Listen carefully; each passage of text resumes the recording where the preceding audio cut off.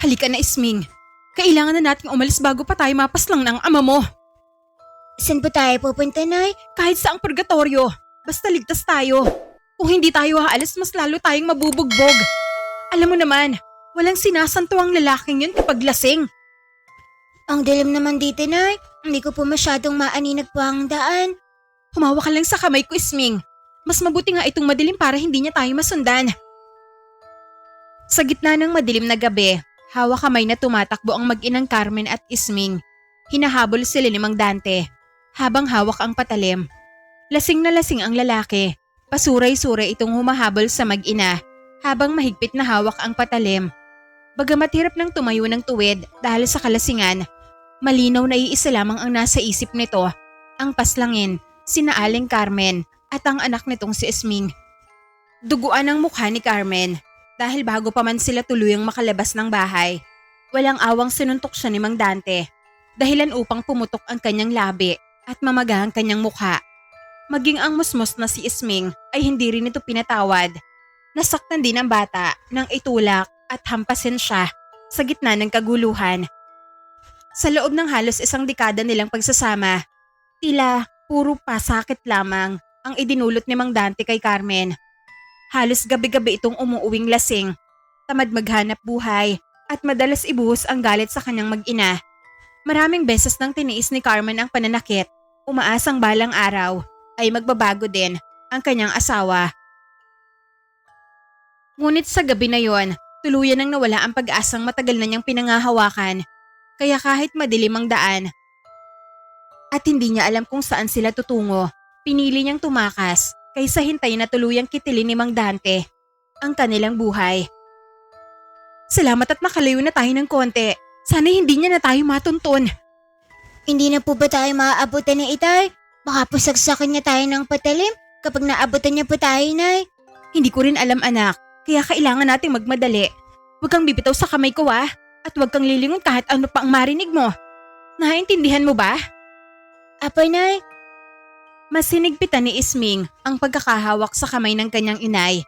Kahit nanginginig sa takot at pagod na pagod sa walang tigil na pagtakbo, pinilit niyang sumabay sa bawat hakbang nito.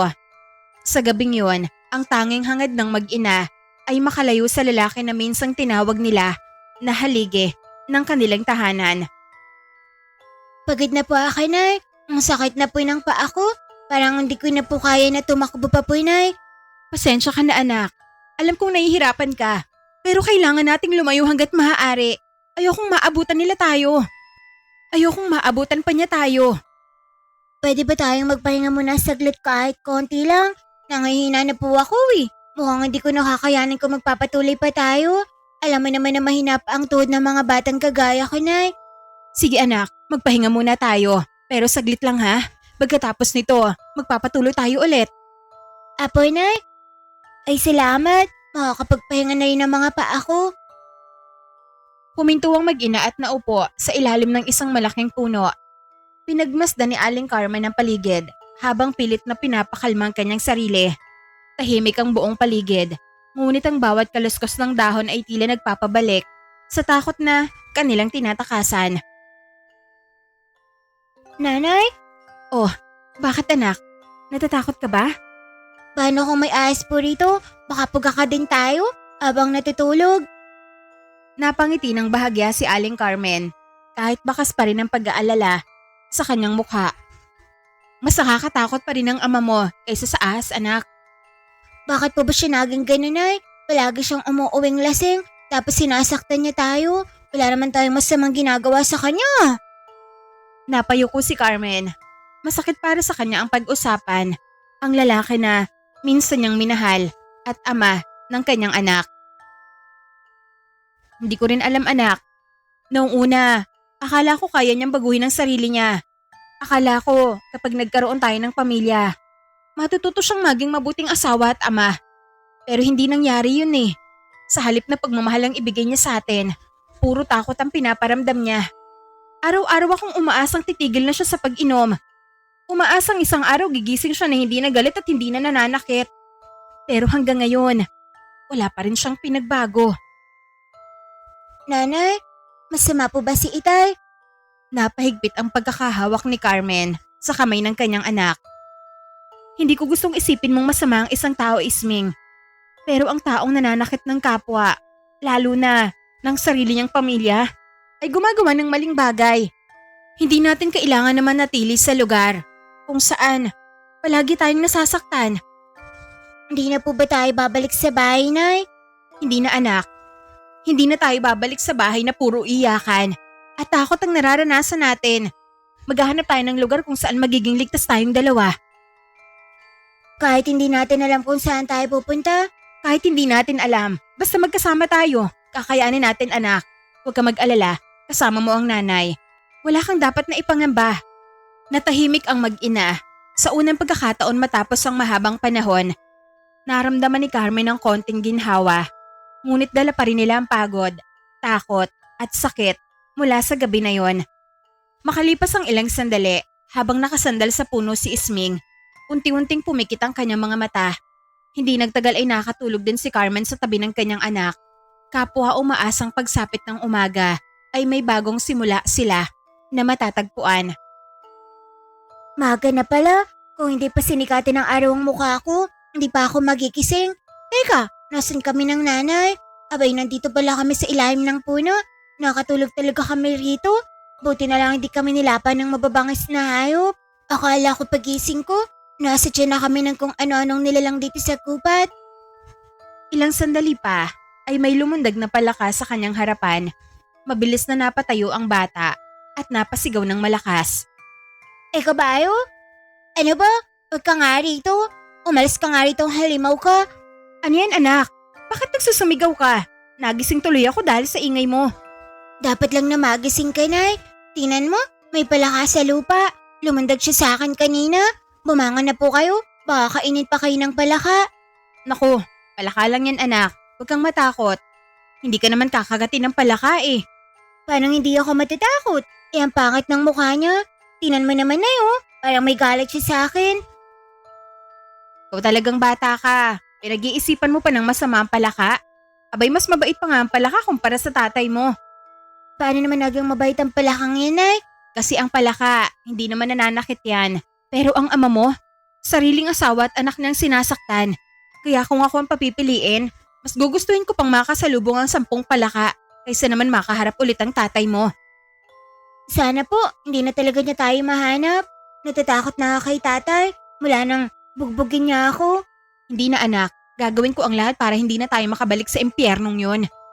Pero saan na po tayo pupunta, Nay? Wala naman tayong bahay. Wala rin tayong pagkain. Di magugutom tayong dalawa, Nay. Kawawa naman po tayo. Huwag ka mag-alala. Hanggat magkasama tayo, may magagawa tayong paraan. Hindi man natin alam kung saan tayo dadalhin ng mga paa natin. Naniniwala ako na may lugar na tatanggap sa atin. Sana nga po, basta ayoko na talagang bumalik sa bahay natin, Nay. Mas gusto ko pang matulog sa ilalim ng punong to kaysa makita ulit si Itay. Hindi na tayo babalik doon. Ipinapangako ko sa iyo yan anak. Nanay, kumakalam na po ang tiyan ko. Kagabi pa po kasi tayo walang kinakain. Kahit isang perasing saging lang, kakainin ko na po talaga. Bumuntong hininga si Carmen. Tanging ang mga damit na suot nila ang kanilang naisalba nang tumakas sila mula sa kanilang bahay. Pasensya ka na anak ha. Kung may maibibigay lang sana akong pagkain sa'yo ngayon, ginawa ko na. Pero wala eh. Hindi man lang tayo nakapagdala ng pagkain. Biglaan kasi ang pagtakas natin. Ayos lang po, Nay. Hindi naman po ako nagrereklamo eh. Pero ang mga bulates sa tiyan ko, nagwawala na po sila. Halika na Isming. Maghanap tayo na makakain. Baka may makita tayo mga bungang kahoy o anumang pwedeng makabusog sa atin. Sige po, Nay. Sana may mahanap tayo para hindi tayo magmukhang kawawa. Huwag ka mag-alala. Sigurado ako may mahanap tayong pagkain. Hindi tayo pababayaan ng Panginoon. Halika na. Hindi na nagsayang pa ng oras ang mag-ina. Kaagad silang naglakbay upang maghanap ng anumang maaaring makain.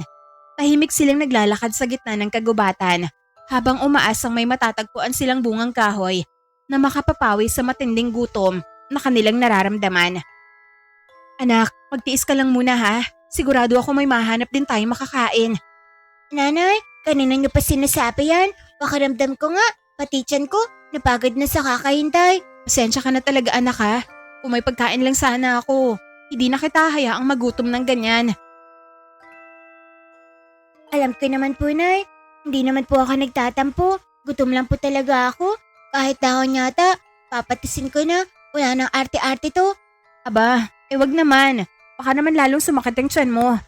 Ewan ko po, kapag gutom, parang lahat na lang mukhang masarap. Kahit ngatain ng kalabaw, nagmumukhang cake sa paningin ko eh. Loko ka talagang bata ka. Napangiti tuloy ako nang wala sa oras dahil sa'yo. Ayos yan, Nay. Kahit gutom, wag pa rin kalimutan ng umiti. Patuloy silang naglakad kahit humahapdi na ang kanilang mga tiyan. Ngunit ilang minuto na ang lumipas. Wala pa rin silang makitang pwedeng kainin. Puro mga damo at punong kahoy ang nakapaligid sa kanila. Halos hindi na sila makalakad ng maayos sapagkat nangihina na ang kanilang mga tuhod dahil sa magkahalong gutom at pagod.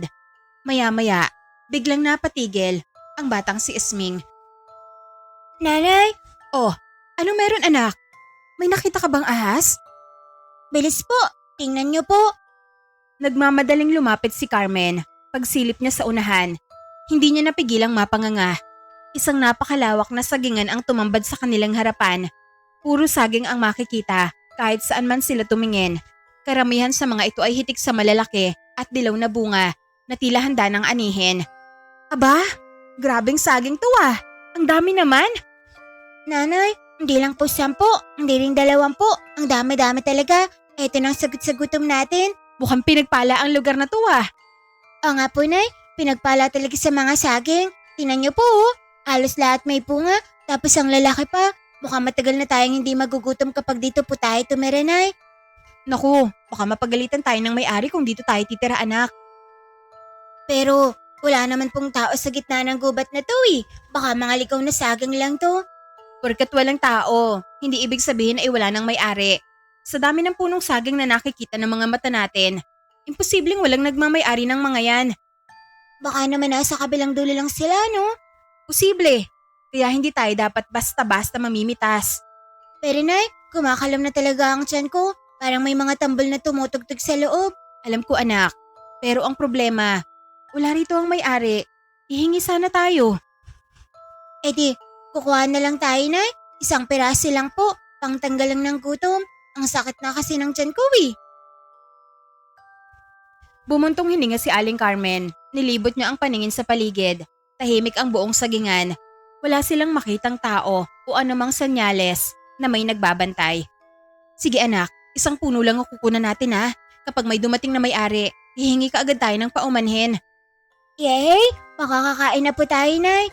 Pero ang problema, wala tayong dalang itak.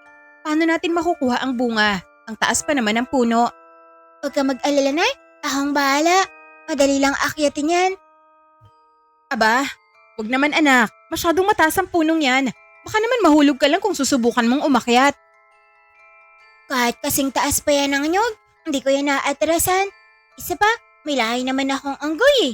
Kayang-kaya kong akyatin yan. Magtiwala ka lang po sa akin, Nay. Mabilis na lumapit si Isming sa isang punong saging na hitik sa bunga.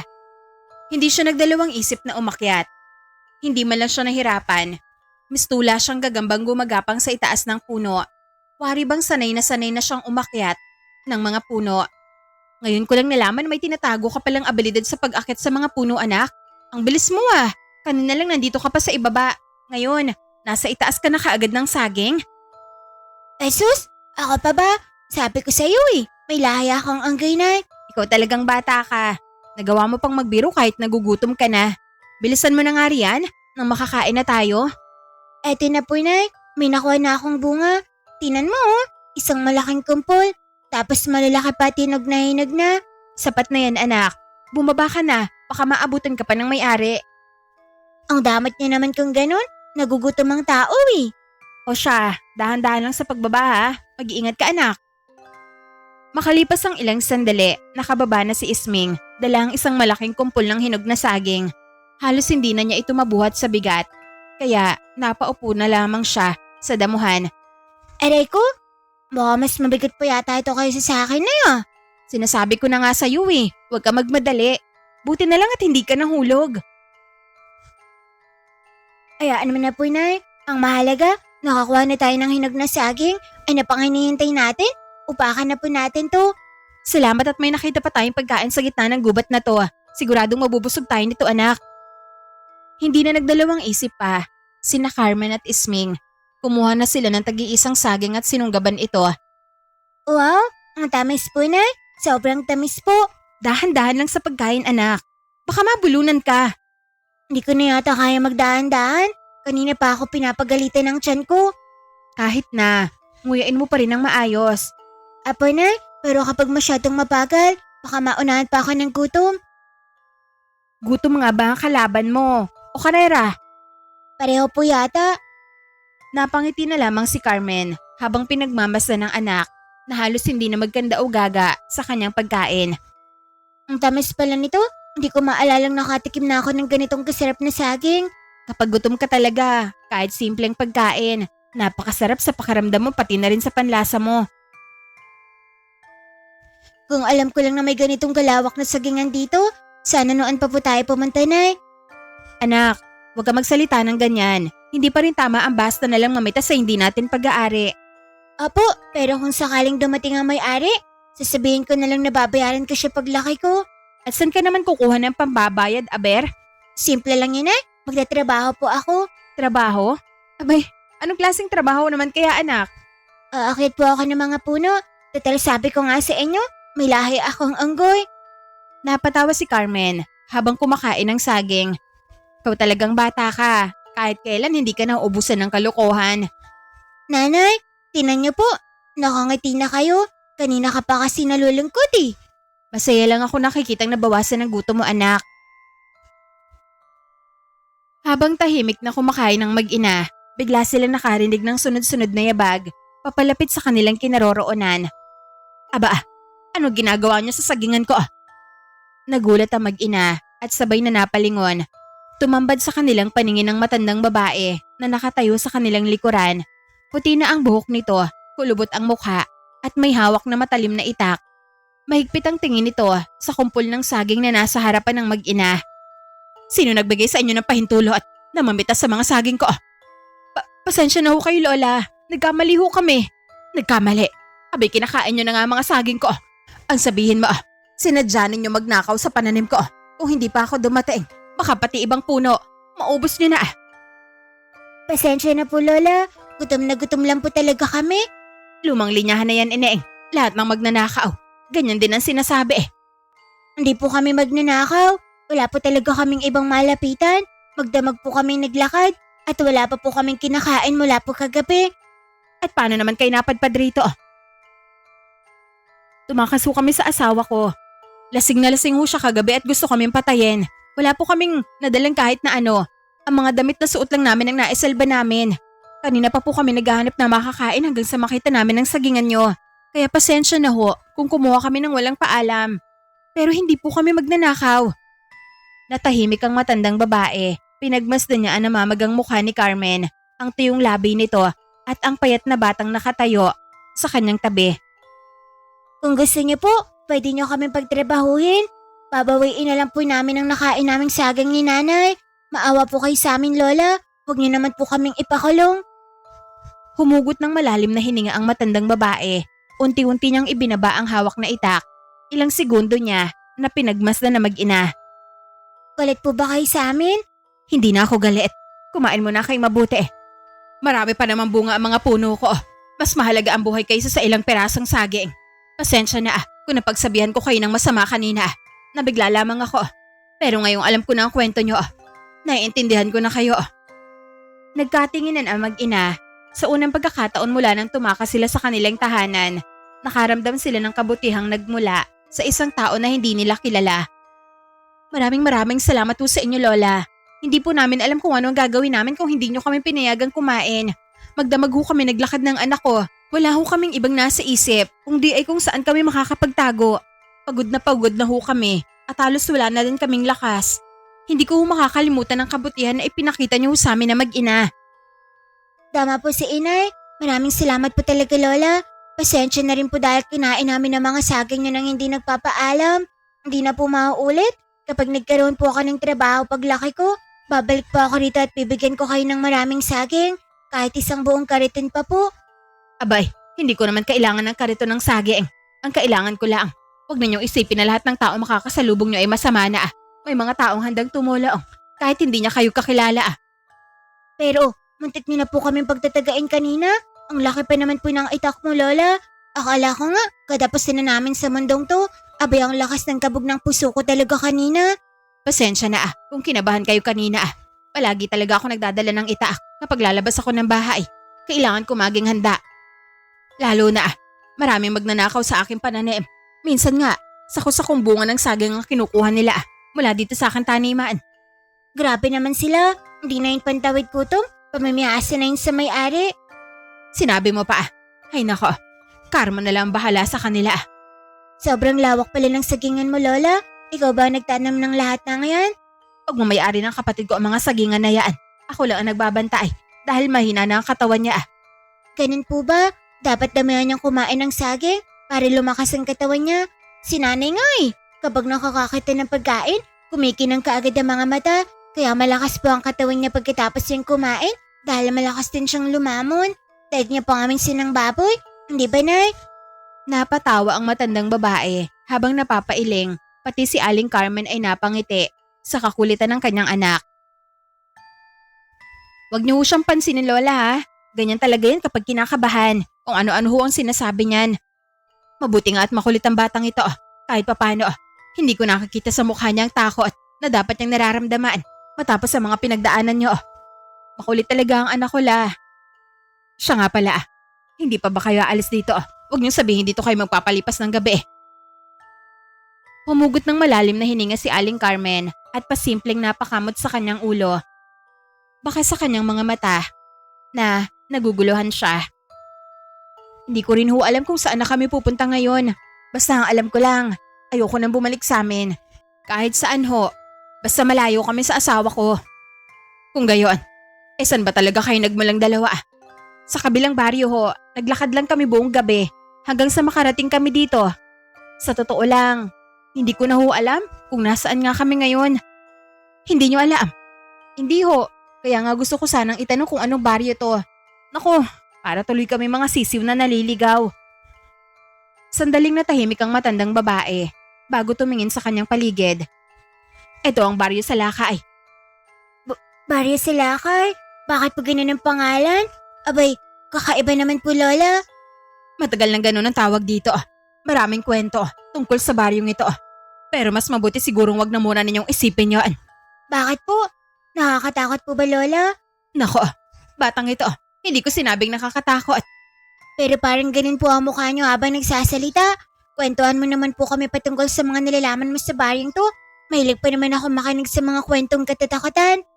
Anak, wag ka na ngang mangulit. Hayaan mo siya. Baka mas mabuti pang malaman niya ang isang bagay kaysa tuluyang maging kampante ito. May mali ho ba sa baryo na to? Mali. Hindi ko alam kung yun ang tamang salita doon. Ang masasabi ko lang, sa dami-daming lugar na maaari niyong mapuntahan, dito pa talaga kayo naapadpad. Ano naman po kung dito? May problema po ba? Bawal po bang pumunta rito ang mga tayo? Hindi basta-basta pumupunta rito ang mga taga-ibang baryo at ang mga napapadpad rito. Kadalasan ay hindi naman talaga sinasadya na makarating sa lugar na to. Ano ang ibig niyong sabihin? Ang baryong ito ay lubhang mapanganib. Abanganib? Abay bakit naman po, Lola? Tahanan ba ito ng mga ahas?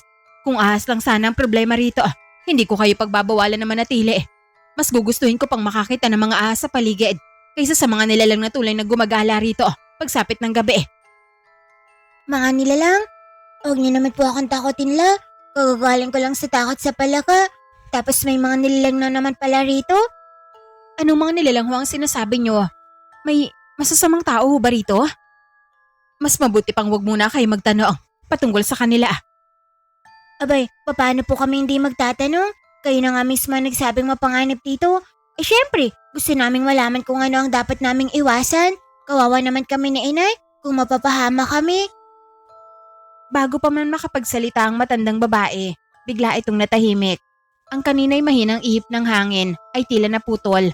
Maging ang mga dahon ng mga punong saging ay hindi na gumagalaw.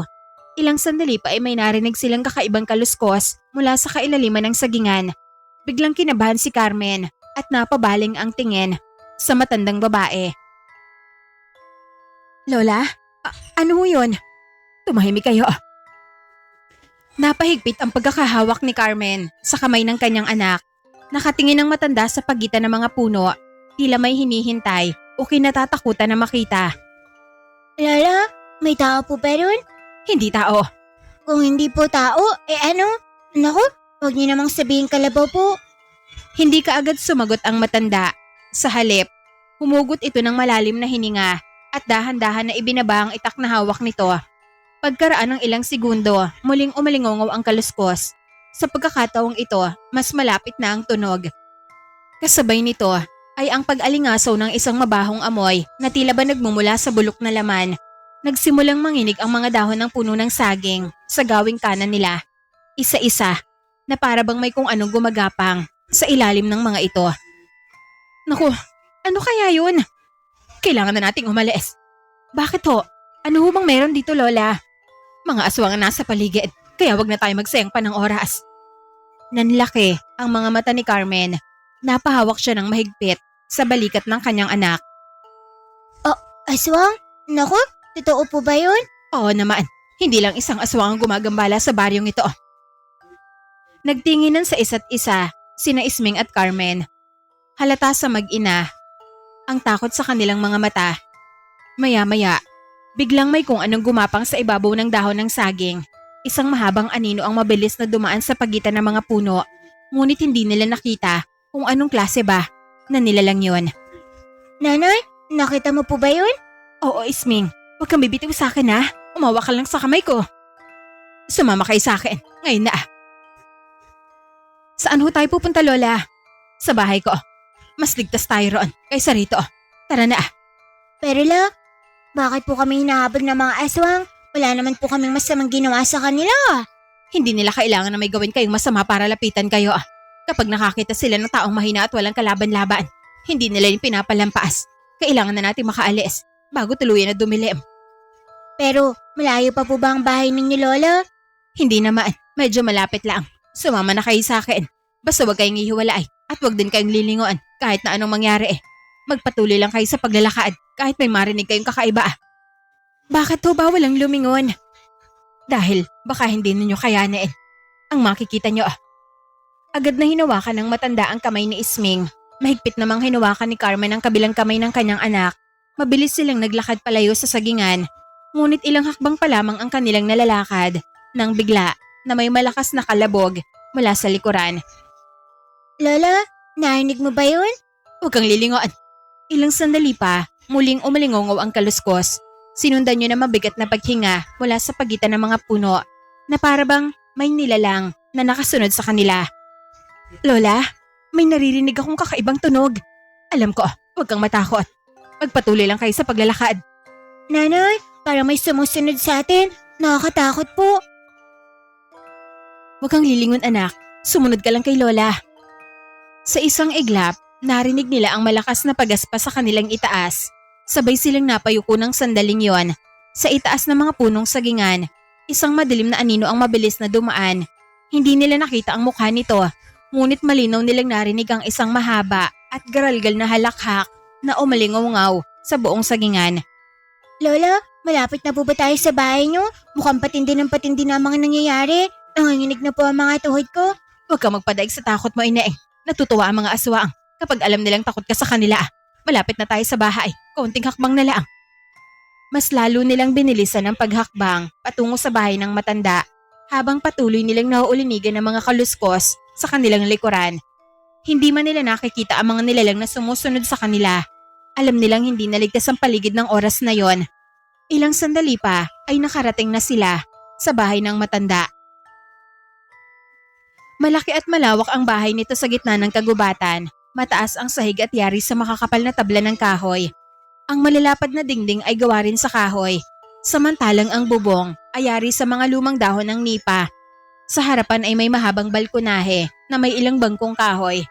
Malalaki rin ang mga bintana, ngunit lahat ay may makakapal na kahoy na maaaring isara upang walang makapasok mula sa labas. Bilis, huwag kayo magpaiwan. Pumasok na kayo, huwag nang lilingon sa likuran nyo. Kapag nakapasok na kayo rito, huwag na kayong lalabas kahit anong marinig nyo sa paligid. Tandaan niyo yan, dahil hindi ako nagbibiro patungkol sa mga aswang na yon. Opo, Lola. Halika na anak, bilisan mo. Mabilis na umakyat ang mag-ina sa hagdan. Pagkapasok nila sa bahay, agad na isinara ng matanda ang malaking pinto. Kumuha siya ng makapal na kahoy at isinalpak yun sa magkabilang gilid ng pinto upang hindi ito basta mabuksan mula sa labas. Lola, kailangan ba talagang ganyan kakapal ang kandado? Oo, Inaeng. Kailangan matibay ang pagkasara ng pinto. Alam mo ang mga aswang hindi basta-bastang sumusuko kapag may nakita silang taong gusto nilang makuha. Kapag naramdaman nilang natatakot ang nasa loob, paulit-ulit sila maghahanap ng paraan para makapasok. Kaya kahit isang maliit na siwang sa pinto o bintana, hindi ko hahayaang manatiling bukas. Kaya pala napakatibay ng mga pintuan at bintana niyo, Lola. Hindi sapat ang makapal na kahoy para sa mga nilalang na yon. May mga paraan akong natutuhan para mapanatili silang mapalayo sa bahay na to. Kaya wag ninyong gagalawin ang kahit anong ilalagay ko sa paligid. Naintindihan niyo ba? Ano po ang ilalagay niyo, Lola? Asin. Asin po? Abay, bakit naman asin? Ginagamit lang yun sa pagluluto, hindi po ba? Maraming gamit ang asin, Inaeng. Huwag mong isipin na pampalasa lang ito sa pagkain. Panangga rin ito sa mga aswang. Kapag nagsaboy ka nito sa paligid ng pintuan at bintana, mahihirapan sila makalapit at makapasok sa bahay.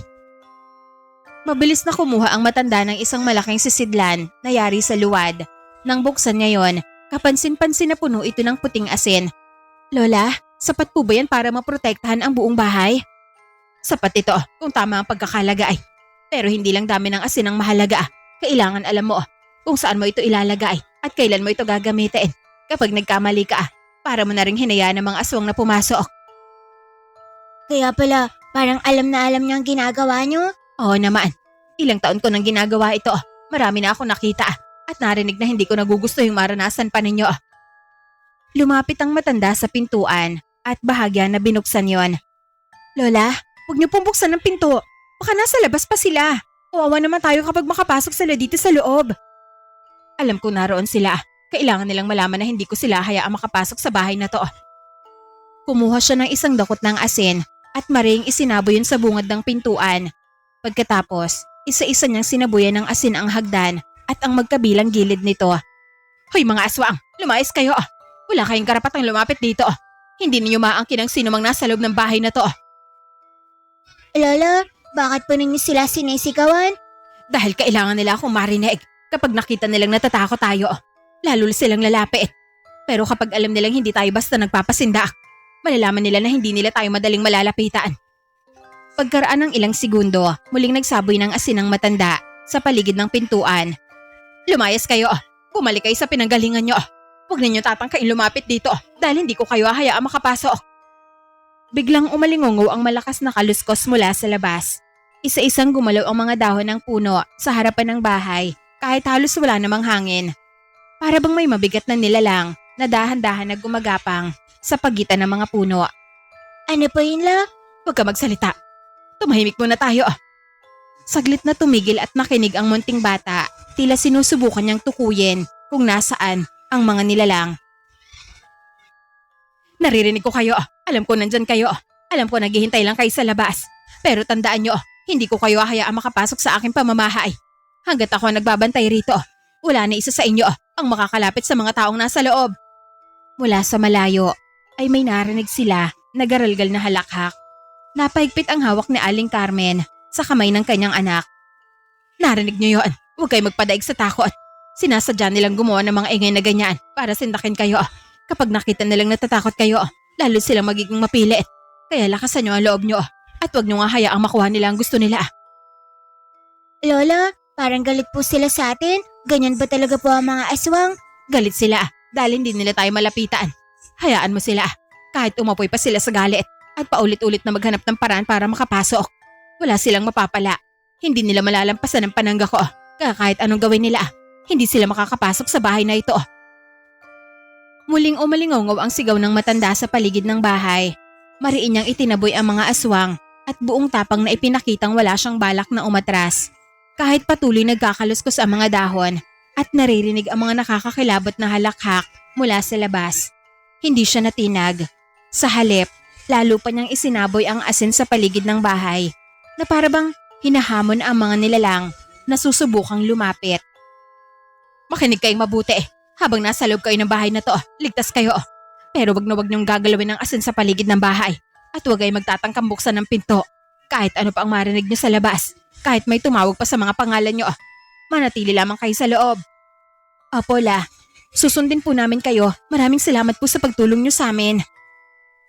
Maya-maya, unti-unti nang tumahimik ang paligid. Wala na ang mga kaluskos sa pagitan ng mga puno at tuluyan na nawala ang garalgal na halakhak na kanina lamang ay nagpapanginig sa mag-ina. Ilang sandali silang nanatiling tahimik, tila hinihintay kung may susunod pang tunog mula sa labas. Nang matiyak ni Lola Felisa na wala na siyang naririnig, saka siya dahan-dahang lumayo mula sa pintuan. Lola, parang wala na po sila. Kanina, ang ingay-ingay nila sa labas. Tapos bigla na lang tumahimik. Pero malay natin, baka nagtatago lang sila at naghihintay na buksan po natin ang pinto. Huwag ka mag-alala, Inaeng. Kung narito sila, maririnig ko. Sanay na ang pandinig ko sa mga galaw ng mga nilalang na yon. Pero kahit tahimik na ang paligid, huwag pa rin kayo magpakakampante. Ang mga aswang ay marunong maghintay at hindi natin alam kung kailan sila muling lalapit. Ganun ho pala ang mga aswang? Kakaiba pala silang gumalaw. Pero Lola, sa totoo lang, hindi ko po alam kung paano ko kayo mapapasalamatan kung hindi ninyo kami nakita sa sagingan.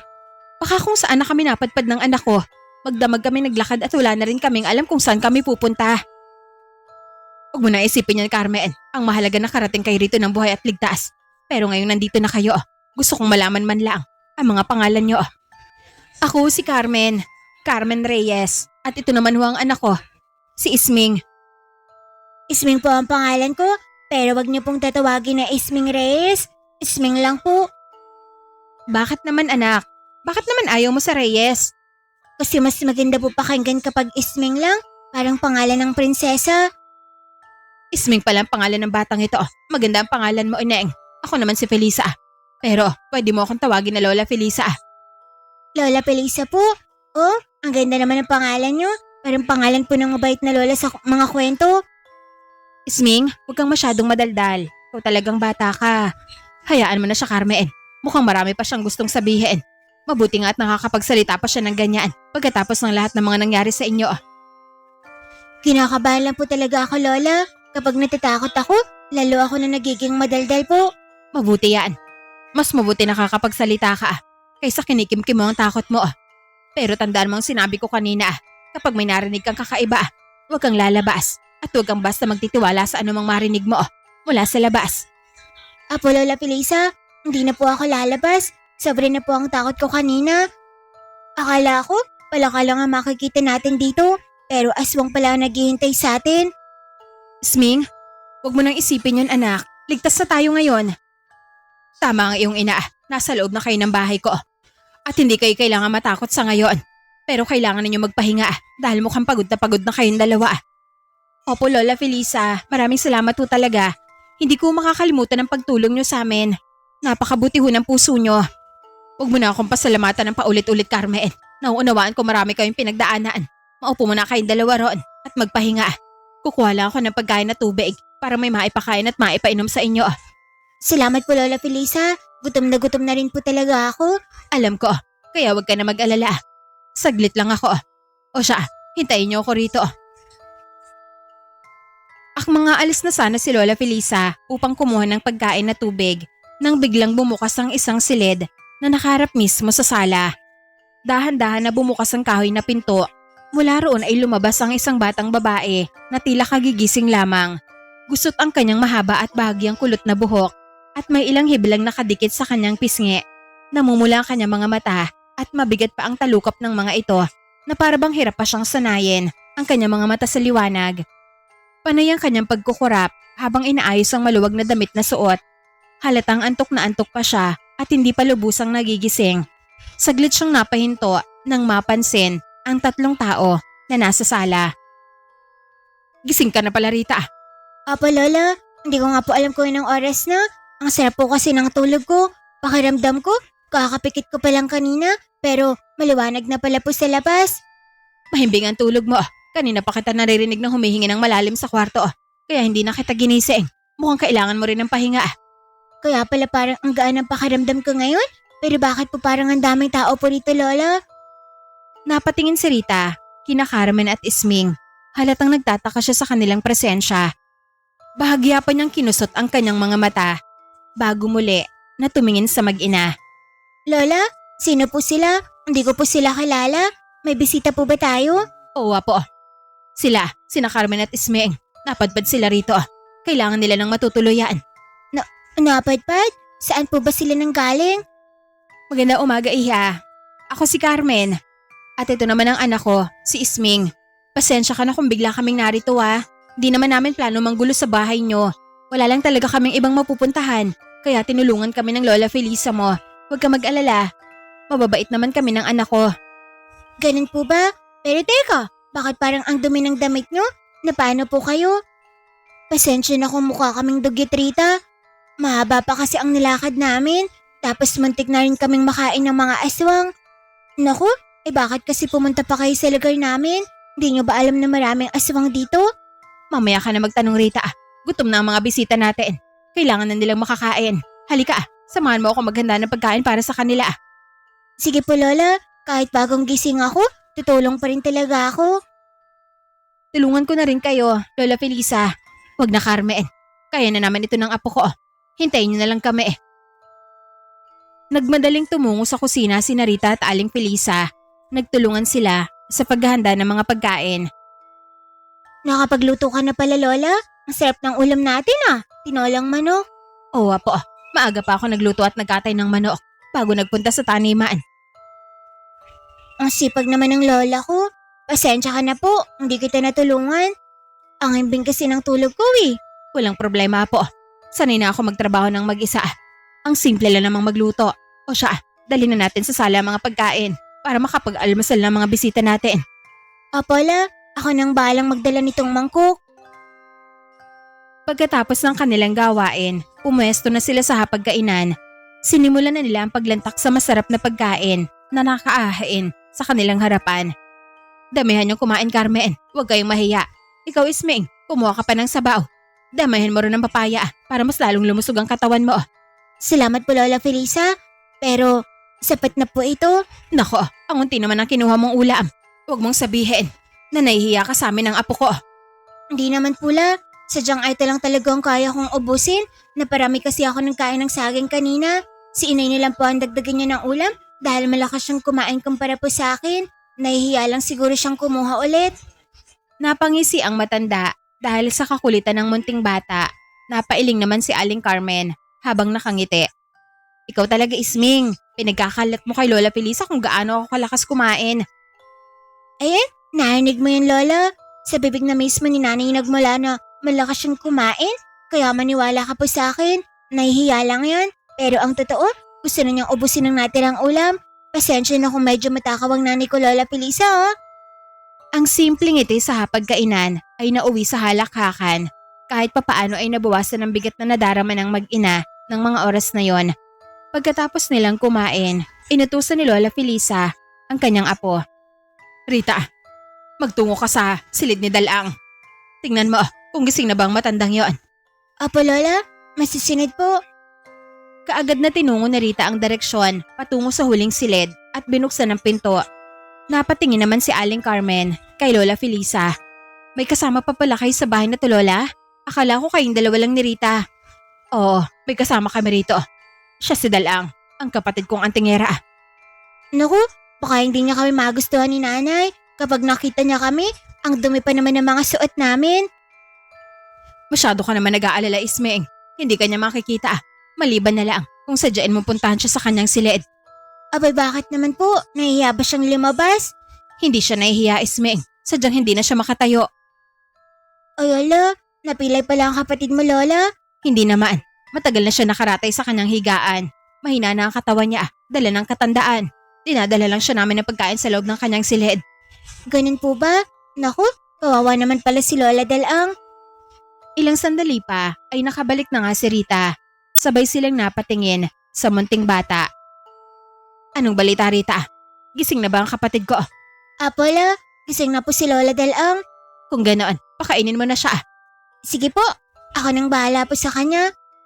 Umalis si Rita upang asikasuhin ang nakaratay na matanda. Muling nabaling ang atensyon ni Lola Felisa sa mag-ina. Nakaramdam siya ng awa habang pinagmamasdan niya ang maruming suot ng dalawa. Hintayin niyo ako rito. Kukuha lang ako ng damit para makapagpalit na kayo. Naku, nag-abala ka pa Lola. Wag na ho. Hindi rin naman kami magtatagal dito. Abay kailangan ninyo magpalit ng damit dahil marumi na ang inyong suot. Mangangati ang inyong katawan kung hindi kayo magpapalit. Marami naman kaming damit na hindi na ginagamit. Isa pa, hindi pa kayo pwedeng umalis ngayon. Delikado pa sa labas. Nakakaya naman ho kung magtatagal pa ho kami rito. Huwag kayo mahiya. Mababait ang mga tao sa loob ng pamamahay na ito. Saan naman kayo pupunta kung aalis kayo ngayon? Wala nga kayo matutuluyan, hindi ba? Masaya naman po kami ni nanay. Kahit sa ilalim ng punong kahoy lang kami matutulog. Ayos na yun sa amin. Basta magkasama po kami. Sa baryong ito, hindi ligtas ang matulog sa ilalim ng punong kahoy. Bukod sa maraming mababangis na mga hayop, marami rin mga aswang na nagmamasid sa inyo. At kung mamalasin, baka gawin pa nila kayong hapunan. Kinilabutan si Isming matapos niyang marinig ang winika ni Lola Felisa. Dahan-dahan siyang napalunok ng laway at marahang bumaling ng tingin sa kanyang ina. Naku, ayaw kong maging hapunan kami ng mga aswang. Ang swerte naman nila kung malalasap nila ang masarap kong laman. Kung ayaw mong mangyari yon, kumbinsin mo ang iyong ina na huwag mo nang umalis, Isming. Nanay, makinig na lang tayo sa sinabi ni Lola Felisa. Huwag na muna tayong aalis. Kawawa tayo kapag kinain tayo ng mga aswang. Naku, mga patay gutom pa naman po sila. Bumuntong hininga si Aling Carmen. Mabigat para sa kanya ang desisyon na manatili sa loob ng tahanan ng matanda, gayong hindi naman sila magkadugo. Lola Felisa, ayos lang ba sa inyo na dito muna kami ng anak ko? Hindi ba kami makakaistorbo sa inyo? Wala rin kasi kaming maiambag na pagkain dahil wala ho kaming dalang pera. Huwag mong isipin ang mga bagay na yan, Carmen. Mas mahalaga ang kaligtasan nyo kaysa sa mga material na bagay. Hindi naman siguro kayo mapili pagdating sa pagkain. Aba, hindi talaga Lola. Kahit damo pa yan, lalamunin niya ni inay. May lahing kambing kasi ang nanay ko Ayan ka na naman anak. Umaandar na naman ang kakulitan mo. Pagpasensyahan mo ng batang ito Lola ha. Natutuwa nga ako sa mga batang makukulit. Katulad ni Isming. Yung tipong kahit malalim ang iniisip, nagagawa ka pa rin nilang patawanin. Teka, kanina pa pala tayo nag-uusap. Hindi pa ako nakakakuha ng damit nyo. O siya, maiwan ko na muna kayo. Sige po Lola. Sa wakas, mapapalitan ko na rin ang damit ko. Nangangamoy pawis na kasi. Ngumiti lang si Lola Felisa at saka umalis. Naiwan sa sala sina Isming at Carmen. Ang bait pala ng matandang inay. Akalain mo yun? Kahit kinuha natin ang bunga ng mga saging niya, tinulungan niya pa rin tayo para hindi tayo kainin ng mga aswang. Tapos ngayon, bibigyan niya pa tayo ng damit. At iba, ang swerte natin sa kanya. Tama ka anak, mabait talaga ang matandang yon. Kaya dapat lang na maging mabait din tayo sa kanya ha. Kung hindi dahil sa kanya, hindi ko alam kung saan tayo pupulutin ngayon. Hulog talaga ng langit sa atin si Lola Felisa. Mabuti pa si Lola Felisa, hindi niya tayo tinataboy. Pero si tatay, alas isumpa niya na tayo kahit wala naman tayong masamang ginagawa sa kanya. Nakaramdam ng lungkot si Aling Carmen matapos niyang maulinigan ng winika ng kanyang anak. Kahit siya mismo, hindi niya maitanggi sa kanyang sarili na tunay ngang masama ang ugali ng kanyang asawa. Heto na mga damit niyo, sa tingin ko, kasyang-kasya ang mga ito sa inyo. Sabay silang napatingin kay Lola Felisa nang marinig nila ang tinig nito. Hawak-hawak ng matanda ang dalawang magandang bestida, isang malaki at isang maliit. Gumuhit ang ngiti sa labi ni Isming habang pinagmamasdan niya ang hawak ng matanda. Wow, ang ganda naman yan Lola.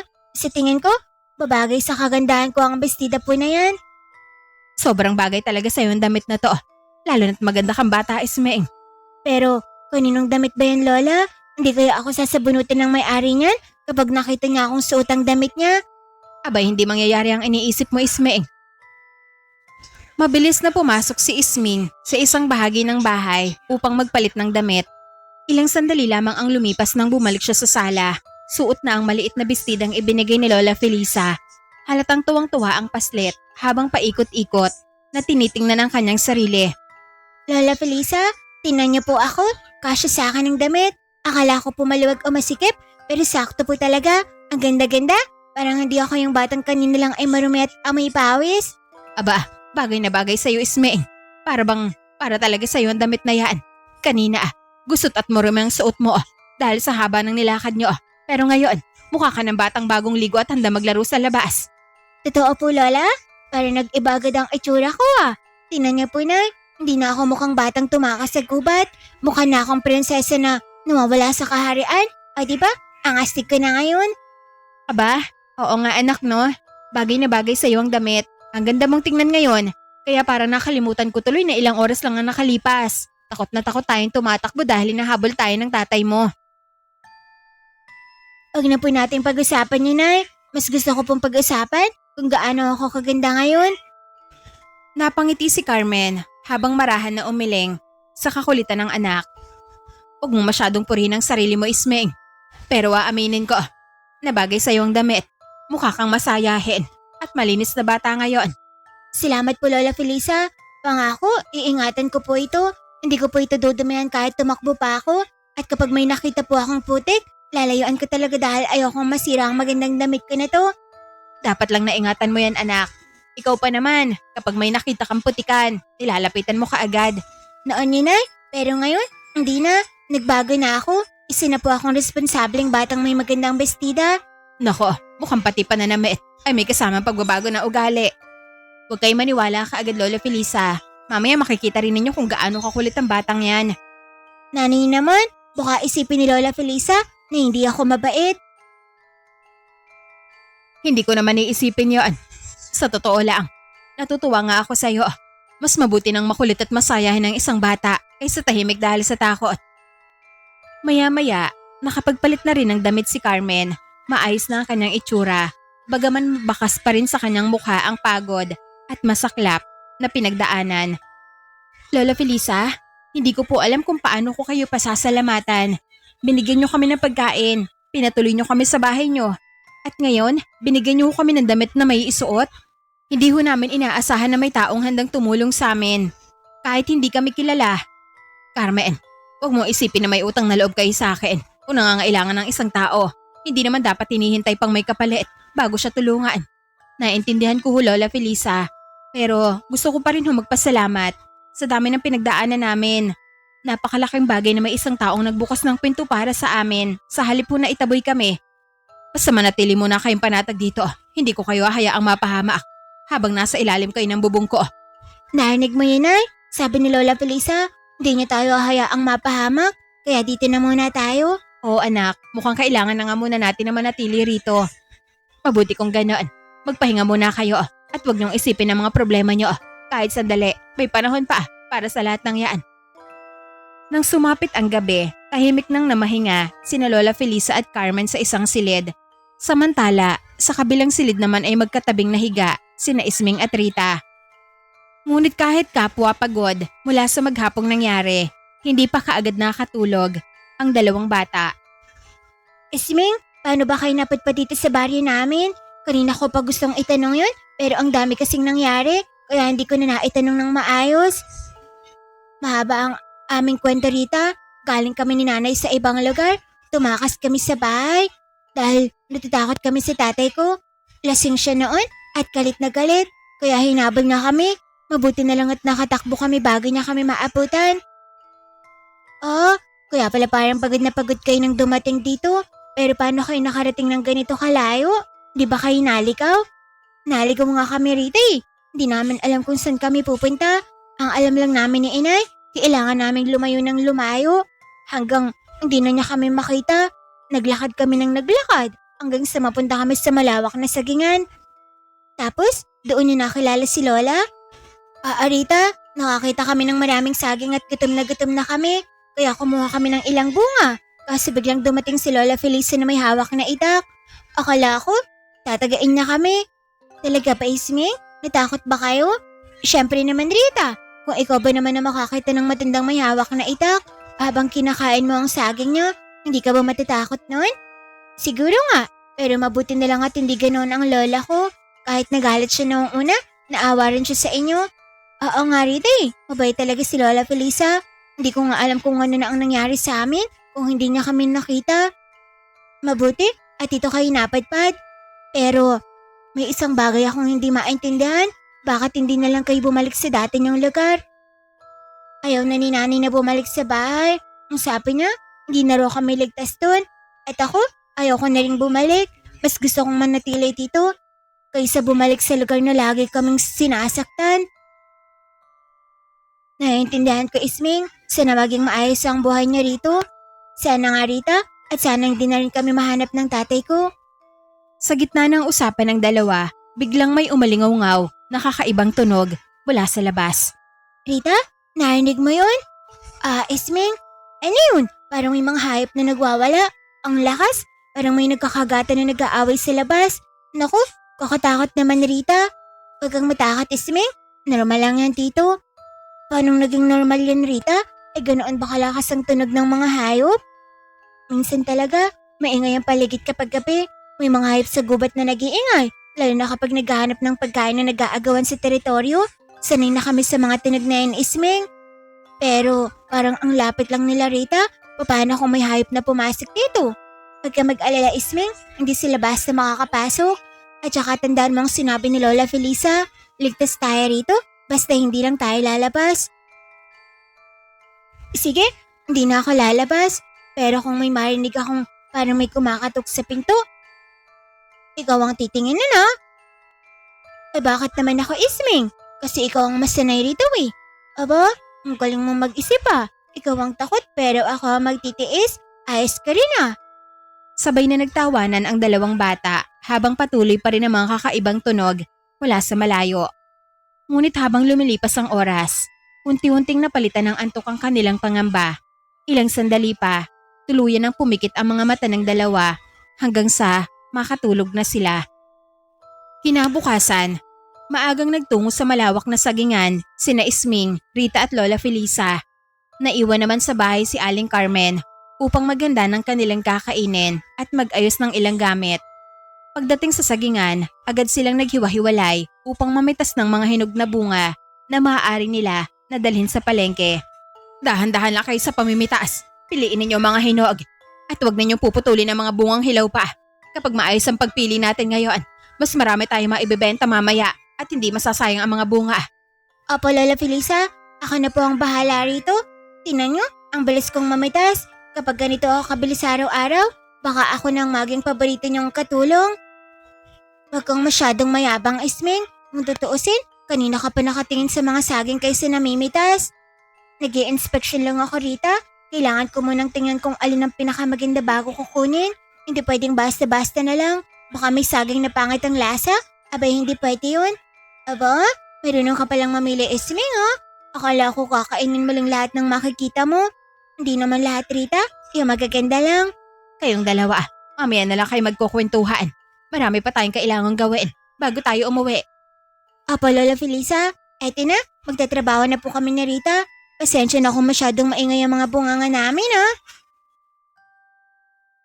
Habang abala, sina Rita at Lola Felisa sa kabilang bahagi ng sagingan, naglakad si Isming ng konti palayo upang humanap ng mga bunga na maaari pa niyang mapitas. Nanlaki ang kanyang mga mata sa kanyang nasilayan. Lola Felisa, Rita, may kakaibang saging. Ayun, tinan nyo. Kaagad na napalingon ang dalawa sa direksyon na itinuturo ni Isming. Sa gitna ng napakaraming karaniwang puno ng saging ay may isang punong tila hindi kabilang sa lugar. Mapula ang buong katawan ng halaman. Ang malalapad nitong dahon ay may matingkad na pulang kulay na lalong lumalim sa mga paligid. Ang malalapad nitong dahon ay may matingkad na pulang kulay na lalong lumalalim sa mga gilid. Habang ang mga ugat nito ay tila may bahagyang liwanag na gumuguhit sa ibabaw. At sa ilalim ng mga puno ay nakabitin ng isang kumpol ng mga saging na kakaiba rin ng anyo. Pula ang kanilang balat at makinis na tila ba pinahira ng langis. Ngunit ang higit na nakatawag ng pansin ay ang munting kinang na nagmumula sa mga bunga. Para bang may liwanag na nakakulong sa loob ng bawat isa at bahagyang sumisilip sa kanilang balat. Ang ganda! Sigurado akong hindi ako nananaginip o di kayo namamalikmata. Pula talaga ang mga dahon at pati bunga. Ngayon lang ako nakakita ng ganitong saging. Lola Felisa, bakit parang kumikinang ang mga bunga nito? Para bang may ilaw sa loob?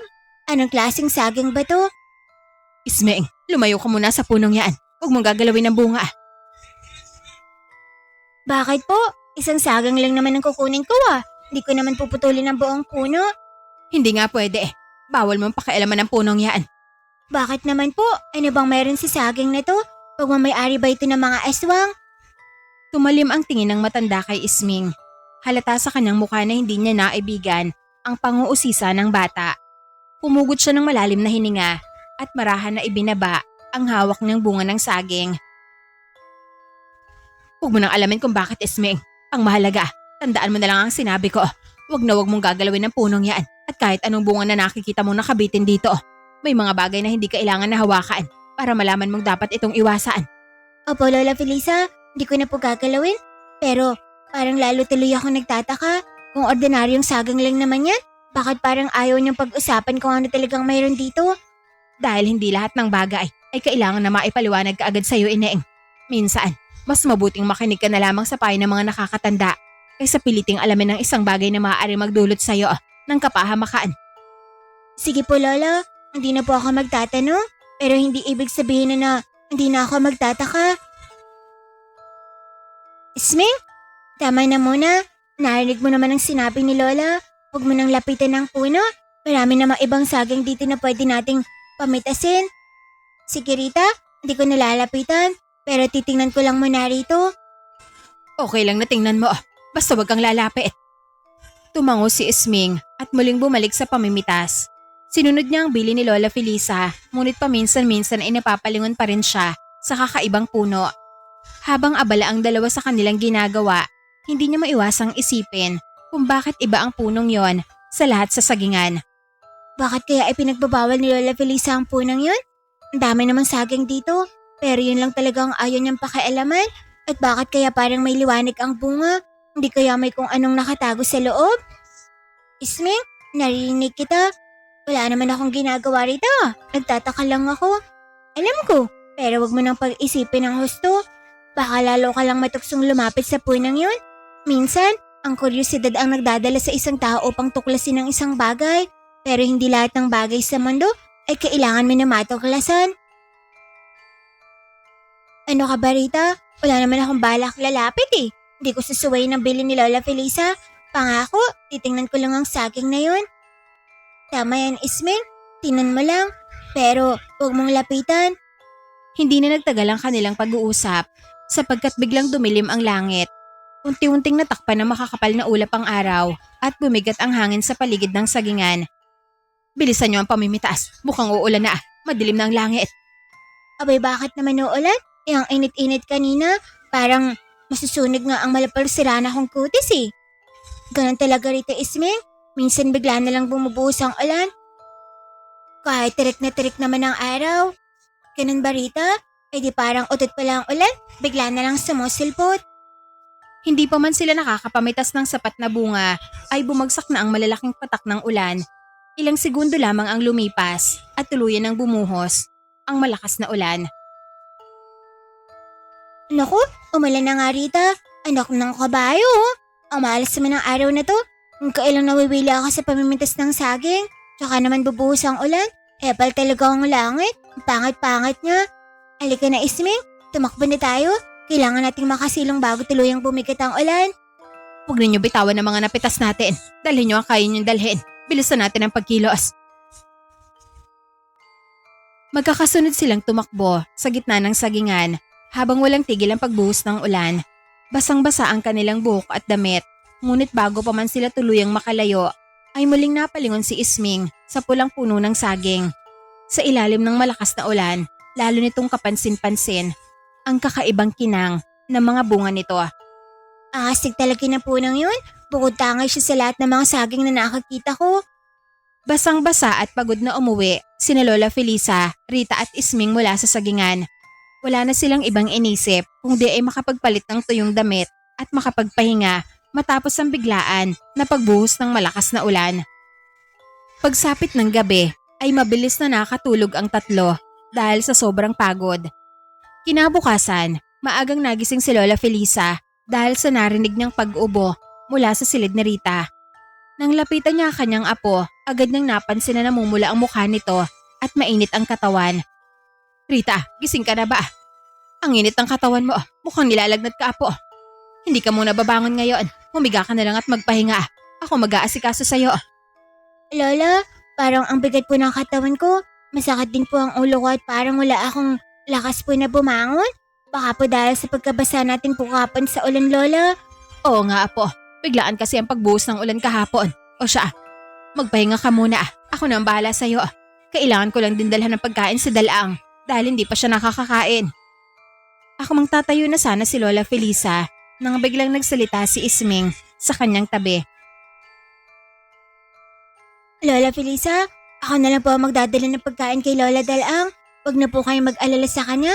Kailangan niyo munang asikasuhin si Rita dahil kayo lang naman ang maaaring mag-alaga sa kanya po ngayon. Sigurado ka ba, Isming? Hindi mo pa naman nakikita si Dalaang. Baka matakot ka kapag pumasok ka sa silid niya. Matagal na siyang nakarata at hindi siya sanay na may ibang taong pumapasok sa kanyang kwarto. Hindi naman po ako matatakot, Lola. Isa pa, sabi niyo kahapon, hindi naman siya masama. May sakit lang po siya at hindi na makatayo. Mas mabuti na rin ako ang gumawa para makapagpahinga kayo kahit konti. Sige, Isming, pero mag-ingat ka. Huwag mong gagalawin ng anumang bagay sa silid niya at huwag mo siyang guguluhin pag natutulog siya. Dalhin mo lang ang pagkain, ilagay sa tabi ng kanyang higaan at lumabas ka kaagad pagkatapos noon. Apo, Lola, ako na po ang bahala. Huwag na kayo mag-alala. Hindi ko po gagalawin ng mga gamit niya. Magdadala lang po ako ng pagkain at lalabas din po ako agad. Sige, salamat. Malaking tulong na rin yan sa akin. Walang anuman po. Sabihin niyo lang po kung may iba pa kayong kailangan. Tutulong ako habang nandito kami ni Nanay sa loob ng pamamahay niyo. Kumuha si Isming ng mangkok ng pagkain at maingat na naglakad patungo sa silid ni Dalaang. Tahimik niyang binuksan ang pintuan at humakbang patungo sa loob. Pagpasok niya, sinalubong siya ng malamig at mabigat na hangin mula sa loob ng silid. Hindi niya alam kung bakit, ngunit bigla siyang nakaramdam ng kakaibang kaba. Sa kanyang harapan ay bumungod si Lola Dalaang. Nakahiga sa isang malapad na kahoy na kama na tila matagal nang naging pahingahan nito. Payat at maputla ang matanda at kapansin-pansin ang mga kulubot sa kanyang mukha na bakas ng mahabang panahon. Mahaba at puti na ang kanyang buhok, bahagyang nakakalat sa unan. Nakapatong ang kanyang dalawang kamay sa kanyang tiyan habang tahimik siyang nakatingin kay Isming. Bagaman mahina ang katawan at halos hindi na makatayo, may kakaibang talim ang kanyang mga mata na lalong naging kapansin-pansin nang mapako ang mga ito sa bata. Magandang umaga, Lola Dalaang. Ako po si Isming. Magdadala lang po ako ng pagkain niyo. Huwag po kayo mag-alala. Hindi ko po kayo guguluhin. Dahan-dahan siyang lumapit sa higaan ng nakaratay na matanda habang hawak pa rin ang mangkok sa kanyang mga kamay. Bakit ikaw nagdala ng pagkain ko, Ineng? Hindi ba si Rita ang karaniwang pumupunta rito para mag-asikaso sa akin? Ako po si Isming. Si Lola Felisa po ang nag-utos sa akin na magdala ng pagkain ninyo dahil nilalagnat po si Rita. Ayaw ko rin pong mapagod si Lola Felisa, kaya sinabi kong ako na lang ang gagawa. Huwag po kayo mag-alala, di naman po ako magtatagal dito. Ilalagay po ko lang po ang pagkain nyo at lalabas na rin po ako. Isming, yan ba ang pangalan mo? Apo, Isming po ang pangalan ko. Si Nanay po ang nagbigay sa akin ng pangalan yan. Bakit po, Lola Dalaang? Wala naman, nagtataka lang ako dahil parang may kung anong pamilyar sa'yo. Taga saan ka ba, Ineng? Hindi po ako taga rito, Lola. Si Nanay po ang nagdala sa akin dito. Nanggaling pa po kami sa ibang baryo po. Matagal na ba kayo magkasama ng nanay mo?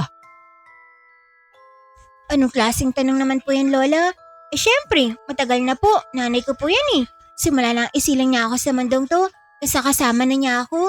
Siya ang nag-alaga sa akin, nagpapakain sa akin, at nagtuturo sa akin ng mga bagay-bagay. Kaya hindi ko po alam kung anong gagawin ko kung wala siya. Pero matanong ko lang, Isming, wala ka bang ibang taong naaalala bago kayo nagsimulang mamuhay ng iyong ina? Wala po, Lola Dalaang. Ang alam ko lang, si Nanay ang pamilya ko. Siya lang ang kasama ko mula pagkabata. Siya lang din ang kilala kong ina. Hindi ko naman po kailangan na magganap ng iba dahil sapat na po sa akin si Inay.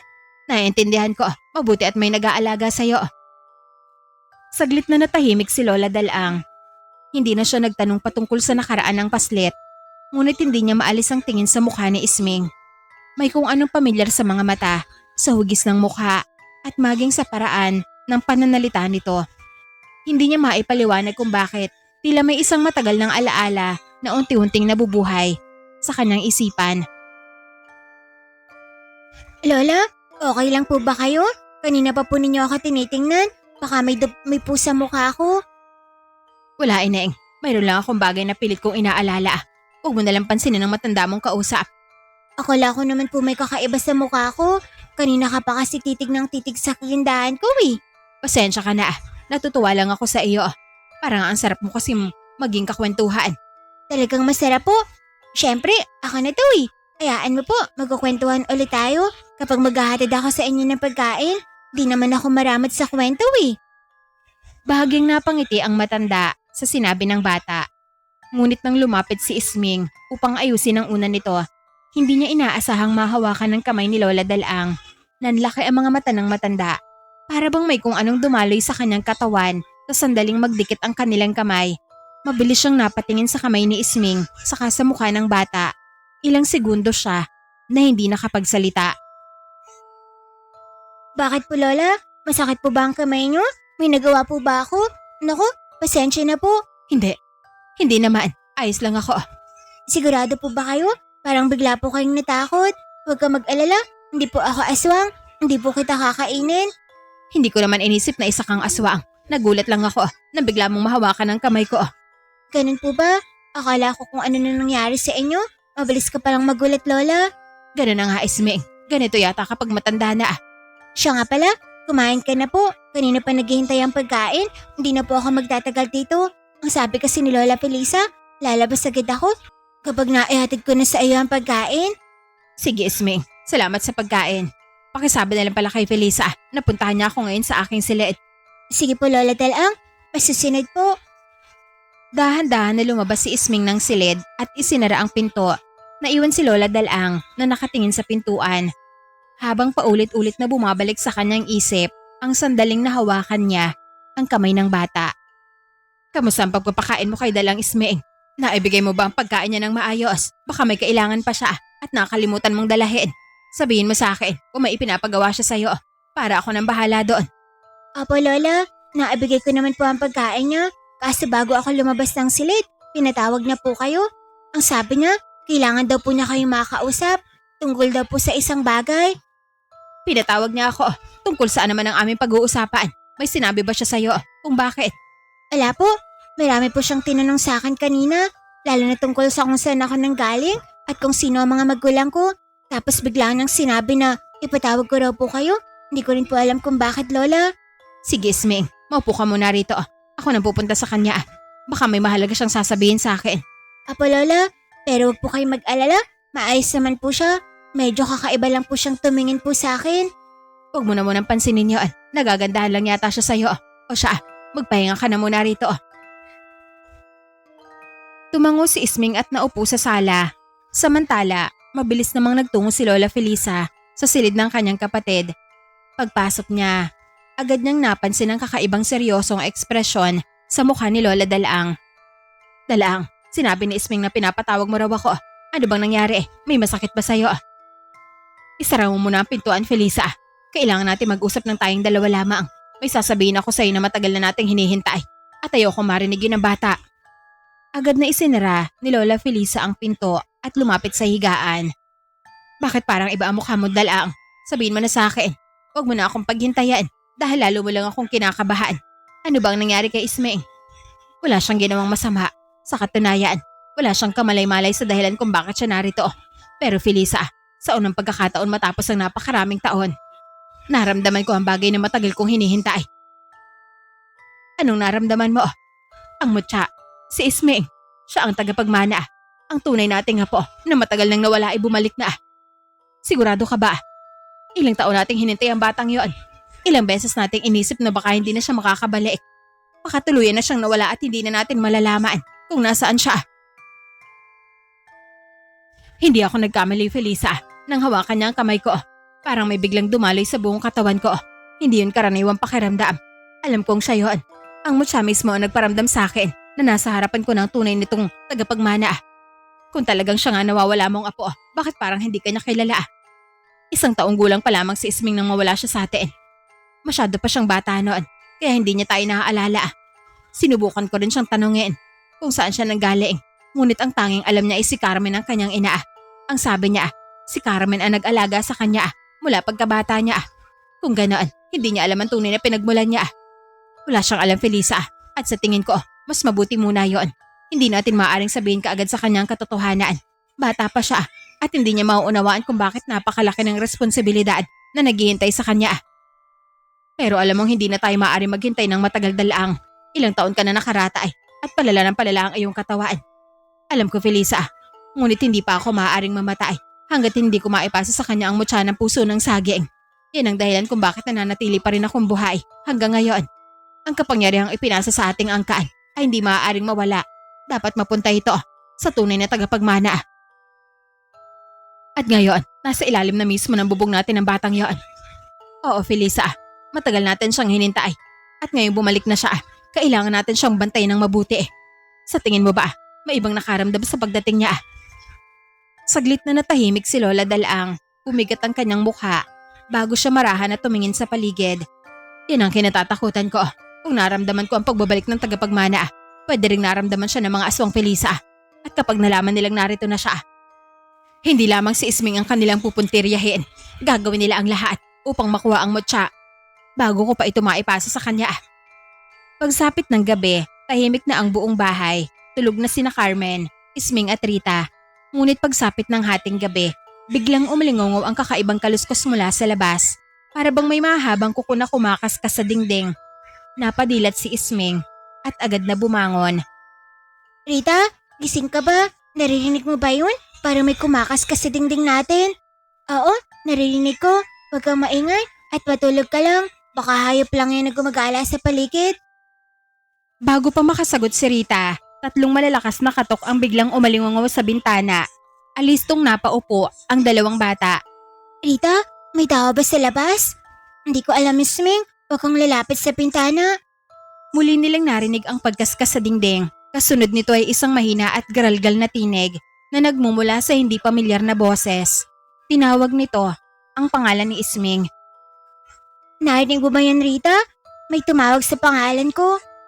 Isming, pero huwag kang sumagot. Hindi natin alam kung sino ang nasa labas. Lumakas tuloy ang kabog ng puso ko, Rita. Ibig sabihin, alam niya ang pangalan ko. Ilang sandali pa ay bumukas ang pinto at pumasok si Lola Felisa. Narinig kong tinatawag ang pangalan mo, Isming. Aswang yan, kaya huwag kang sumagot. Ano? Aswang? Pero paano niya nalaman ang pangalan ko, Lola Felisa? Dahil ikaw ang pakay nila, kaya manatili ka rito at huwag na huwag kang lalapit sa bintanang yan. Abay, bakit po ako? Wala naman po akong ginagawang masama sa kanila. Hindi ko naman sila sinabayan ng asin.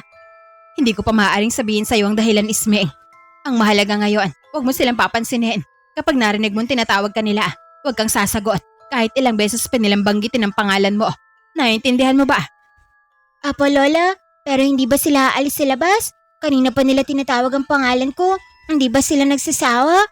Aalis din sila kapag hindi nila tayo napasok. Hanggat may asin sa paligid ng bahay, hindi sila basta makakapasok dito. Kaya may inip sila hanggang sa aalis na lang. Kung ganun, hindi pala pwedeng maubusan tayo ng asin. Ganun na nga, Isming. Simula ngayong gabi, huwag kang lalabas ng bahay na mag-isa. May dahilan kung bakit kanila hinahanap. Anong dahilan naman po yung Lola Felisa? Hindi mo pa pwedeng malaman. Saka na kapag handa ka na. Mula ng gabing yon, hindi na nawala sa isip ni Isming ang winika ni Lola Felisa. Patuloy na gumugulo sa kanyang isip kung ano ba talaga ang ibig sabihin ng matanda. Anak, bakit parang ang lalim ng iniisip mo? Kanina pa kita napapansin. Tahimik ka at parang wala ka sa sarili mo. May iniisip ka ba? Iniisip ko lang po ang sinabi ni Lola Felisa kagabi. Sinabi niya na wag daw akong lalabas ng bahay. Nang nag-iisa, hindi ko tuloy maintindihan kung bakit bigla niya akong pinagbawalan. Simula ng gabi yun, hindi na mawala sa isip ko ang sinabi niya. Bakit naman niya sinabi yon? May nangyari ba kagabi na hindi mo sa akin na ikwento? Wala naman po, Inay. May narinig lang kami na Rita sa labas. Tapos may tumawag sa pangalan ko. Nang pumasok si Lola Felisa, sinabi niyang aswang daw yun at ako raw po ang pakay nila. Ano? Ikaw ang pakay nila? Bakit naman daw ikaw, anak? May ginawa ka ba sa mga aswang na yon? O may sinabi ba si Lola Felisa kung bakit ka nila hinahanap? Nga po ang hindi ko alam, Nay. Tinanong ko siya kung bakit ako, pero hindi niya naman sinabi. Basta hindi ko raw po pwedeng malaman at sasabihin niya lang kapag handa na po ako. Ano po kayang ibig sabihin, Nay? Hindi ko rin alam, anak, pero nakakapagtaka talaga. Simula nang dumating tayo rito, napakarami ng kakaibang nangyari. Una, bigla tayong nakakita ng mga aswang. Pagkatapos pinatuloy tayo ni Lola Felisa sa bahay niya. Ngayon naman, may mga aswang na tila ikaw mismo ang hinahanap. Baka naman po nagkataon lang. Sana nga ganoon lang, pero kilala ko si Lola Felisa. Hindi siya basta nagsasalita ng ganoon kung wala siyang alam at kung ayaw niyang sabihin sa atin kung bakit kayo hinahanap ng mga aswang. Baka may dahilan siya. Sa tingin mo po ba, may masama siyang tinatago? Hindi ko sinasabing masama anak, pero baka may bagay siyang hindi pa sinasabi sa atin. At habang hindi niya sinasabi kung bakit ka pinaghahanap ng mga aswang, lalo ako nag-aalala. Kaya pala parang may kakaiba talaga sa baryong to. Oo anak, at pakaramdam ko baka may tinatago sa atin si Lola Felisa. Nang sumunod na gabi, muling nagparamdam ang mga aswang sa paligid ng bahay. Sa pagkakataong yon, hindi na lamang simpleng kaluskos ang kanilang narinig. May mabibigat na yabag na paikot-ikot sa bakuran, mga dahong marahas na gumagalaw kahit walang hangin, at matutulis na kuko na marahang kumakaskas sa dingding na kahoy. Paminsan-minsan ay may aninong mabilis na dumaraan sa mga bintana. Ngunit sa tuwing sisilip si Lola Felisa, wala siyang nakikitang anuman. Lalong nabahala ang matanda nang magsimulang marinig ang mahihinang bulong na tila nagmumula sa iba't ibang panig ng bahay. Paulit-ulit na nagbabanggit ang pangalan ni Isming na para bang may mga nilalang na naghahanap sa kanya at unti-unting sinusubukang tukuyin kung saang bahagi ng bahay siya naroroon. Hindi na maakuble ni Lola Felisa ang kanyang pangamba.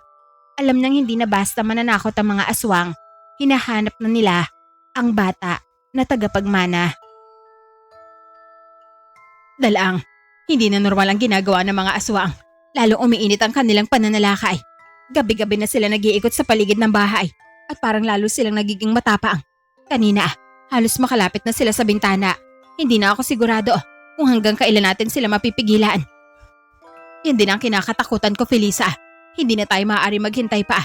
Kailangan na nating maipasa ang mutya kay Isming bago pa siya mapahamak. Kapag nagpatuloy ang mga aswang sa paghahanap sa kanya, baka hindi na natin siya maprotektahan. Saglit na natahimik si Lola Felisa. Hindi niya kaagad nasagot ang kanyang kapatid dahil may isang bagay na patuloy na gumugulo sa kanyang isip. Pero sigurado ka bang si Isming talaga ang batang matagal na nating hinihintay?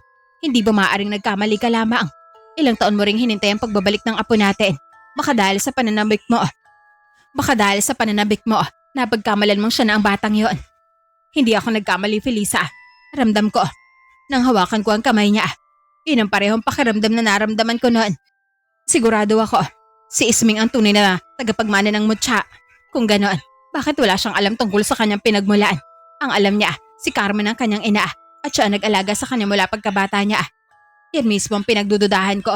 May tinatagong lihim si Carmen patungkol sa batang yon. Hindi ko alam kung gaano kalaki ang alam niya pero may bahagi ng kwento na hindi niya sinasabi. Kung ganoon, kakausapin ko si Carmen. Kailangan ko malaman ang katotohanan bago natin gawin ang susunod na hakbang. Sige, Felisa. Alamin mo kung ano ang alam niya. Baka nasa kanyang kasagutan kung paano napunta kay Carmen ang ating nawawalang tagapagmana. Kinabukasan, hinintay ni Lola Felisa ang tamang pagkakataon upang makausap ng sarilinan si Carmen. Carmen, gusto kitang makausap tungkol kay Isming. Sabihin mo sa akin ang totoo tungkol sa bata. Alam ko may bagay kang hindi sinasabi sa amin. At mas mabuting sabihin mo na ngayon bago pa siya tuluyang mapahamak. Wala ho akong tinatago, Lola Felisa. Wala akong ibang alam patungkol kay Isming. Anak ko siya at ako ang nag-alaga sa kanya mula nang isilang ko siya. Huwag mo akong pagsinungalingan, Carmen. Hindi kita pinipilit magsalita para husgahan ka. Gusto ko lamang malaman ang katotohanan dahil may panganib na nakapaligid sa bata. Kung may tinatago ka, mas mabuting sabihin mo ngayon kaysa malagay sa kapahamakan ng buhay niya. Napayo ko si Carmen. Ilang sandali siyang hindi nakapagsalita. Habang palihim na nakikinig si Isming mula sa hindi kalayuan, hindi niya inaasahang maririnig ang isang bagay na tuluyang magbabago sa pagkakaalam niya patungkol sa sarili. Hindi ko ho alam kung paano ko ito sasabihin, Lola. Pero totoo na hindi ko ho tunay na anak si Isming. Nanay, ano po ang sinabi niyo? Totoo po ba yun? Hindi niyo ako tunay na anak? Isming, makinig ka muna sa akin. Hindi ko gustong malaman mo ito sa ganitong paraan, anak. Pero totoo ang sinabi ko. Paano nangyari yan, Nay? Imposible naman yata. Ikwento mo sa kanya ang lahat, Carmen. Karapatan niyang malaman kung saan siya nagmula. Natagpuan ko lamang si Isming noong bata pa siya. Nasa ilalim siya ng isang malaking puno. Nakahiga sa isang maliit na basket. Mag-isa siyang naroon at walang kasama. Inakala kong iniwan siya ng kanyang tunay na ina, kaya kinuha ko siya at dinala sa amin upang alagaan. Hindi ko siya kayang iwanan doon ng mag-isa. dahil baka kainin siya ng mga mababangis na hayop. Ibig sabihin, hindi talaga ikaw ang tunay kong ina? Hindi anak, pero minahal kita na parang sarili kitang anak. Kung ganun, bakit hindi mo sinabi sa akin ay? Dahil hindi pa ako handa anak. Ang totoo, baog talaga ako. Hindi ako maaaring magkaanak. Yun ang dahilan kung bakit palaging naglalasing ang asawa ko. Sinisisi niya ako dahil hindi ko siya mabigyan ng anak. At kahit kailan, hindi niya itinuring na anak si Isming. Pero para sa akin, ikaw ang naging anak na ipinagkaloob sa akin ng tadhana anak. Napatitig si Isming kay Aling Carmen na para bang hindi kayang tanggapin ng kanyang isip ang mga narinig. Biglang nag-iba ang lahat ng akala niya patungkol sa kanyang pagkatao. At hindi niya alam kung dapat ba siyang umiyak, magalit o magtanong. Ilang saglit siyang nanatiling tahimik bago niya pinahid ang luha na kusang pumatak sa kanyang pisngi. Kung hindi po ako tunay na anak ni nanay, sino po ang tunay kong mga magulang? Nasaan po sila? Bakit nila ako iniwan? At bakit po walang nagsabi sa akin ng lahat ng to? Isming, may kailangan din ako ipagtapat sa'yo. Hindi lamang si Carmen ang may tinatagong katotohanan tungkol sa'yo. Matagal ka na naming hinihintay dahil ikaw ang nawawala naming apo. Anong sabi mo, Lola Felisa? Ako po ang nawawala niyo po na apo? Oo, Isming. Ikaw ang sagol na matagal nang nawala sa aming pamilya. Ikaw ang inaalagaan ng kapatid kong si Dalang. Kasama niyang iyong tunay na ina ng panahon na yon. Kakatapos lamang nitong mga anak sa'yo. Ngunit hindi nagtagal ay pumanaw siya dahil sa panghihina matapos kanyang isilang. Kung ganun, namatay po ang tunay kong ina? Oo, Isming. At bago siya namatay, may ipinangalan siya sa'yo. Hindi Isming ang pangalan mo noon. Ano po ang pangalan ko? Tala. Napatakip sa bibig si Isming. Hindi niya alam kung bakit tila may kakaibang bigat ang pangalan na yon nang marinig niya. Pinangalanan kang Tala ng iyong ina dahil sabi niya, ikaw ang liwanag na dumating sa buhay niya matapos ang mahabang paghihirap. Ngunit hindi nagtagal. Isang araw, iniwan ka muna ni Dalang sa ilalim ng isang puno upang habulin ng isang mabangis na hayop na biglang lumitaw at muntik nang sumalakay sa kanila. Nang bumalik siya, wala ka na. Ngayon ko lang nalaman na si Carmen palang kumuha sa'yo. Kaya pala parang kilala ko ni Lola Dalang nung una kaming magkita. Hindi lamang dahil kilala ka niya. Naramdaman niya kung sino ka nang hawakan niya ang kamay mo. At may isa pang bagay na kailangan mong malaman. Ano po yun, Lola? Si Dalang ay hindi basta-basta maaaring mamatay. Matagal na niyang hinihintay ang pagbabalik mo dahil may kailangan siyang ipamana sa tunay na tagapagmana ng aming angkan. Ano po ang ipapamana niya po sa akin? Ang mutya ng puso ng saging. Yun ang kapangyarihang minana ng aming pamilya at ipinasa lamang sa tunay na tagapagmana. Hindi maaaring mawala si Dalang hanggang hindi niya na ipapasa sa iyo ang mutsyang yon. Kaya pala ako hinahanap ng mga aswang dahil may mabigat palang dahilan. Oo, Isming. Hinahanap nila ang tagapagmana ng mutya at ikaw yon.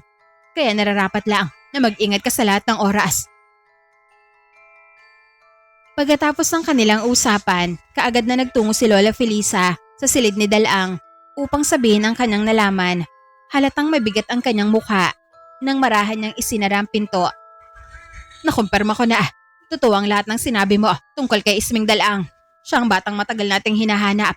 Hindi lamang ito hinala. Mismong si Carmen ang umamin na natagpuan niya si Isming noong sanggol pa lamang ito. Alam kong hindi ako nagkamali, Felisa. Sa unang pagkakataon pa lamang na nahawakan ko ang kamay niya. Naramdaman ko na ang pagbabalik ng ating tagapagmana. Matagal ko siyang hinintay, Felisa. At ngayon ay nasa loob na mismo ng bahay ang bata na akala ko hindi ko na muling makikita. Pero nalaman na rin ni Isming ang katotohanan Dalang. Alam na niyang hindi siya tunay na anak ni Carmen. At nalaman na rin niya ang tungkol sa tunay niyang pamilya. Kung ganoon, papuntahin mo siya rito.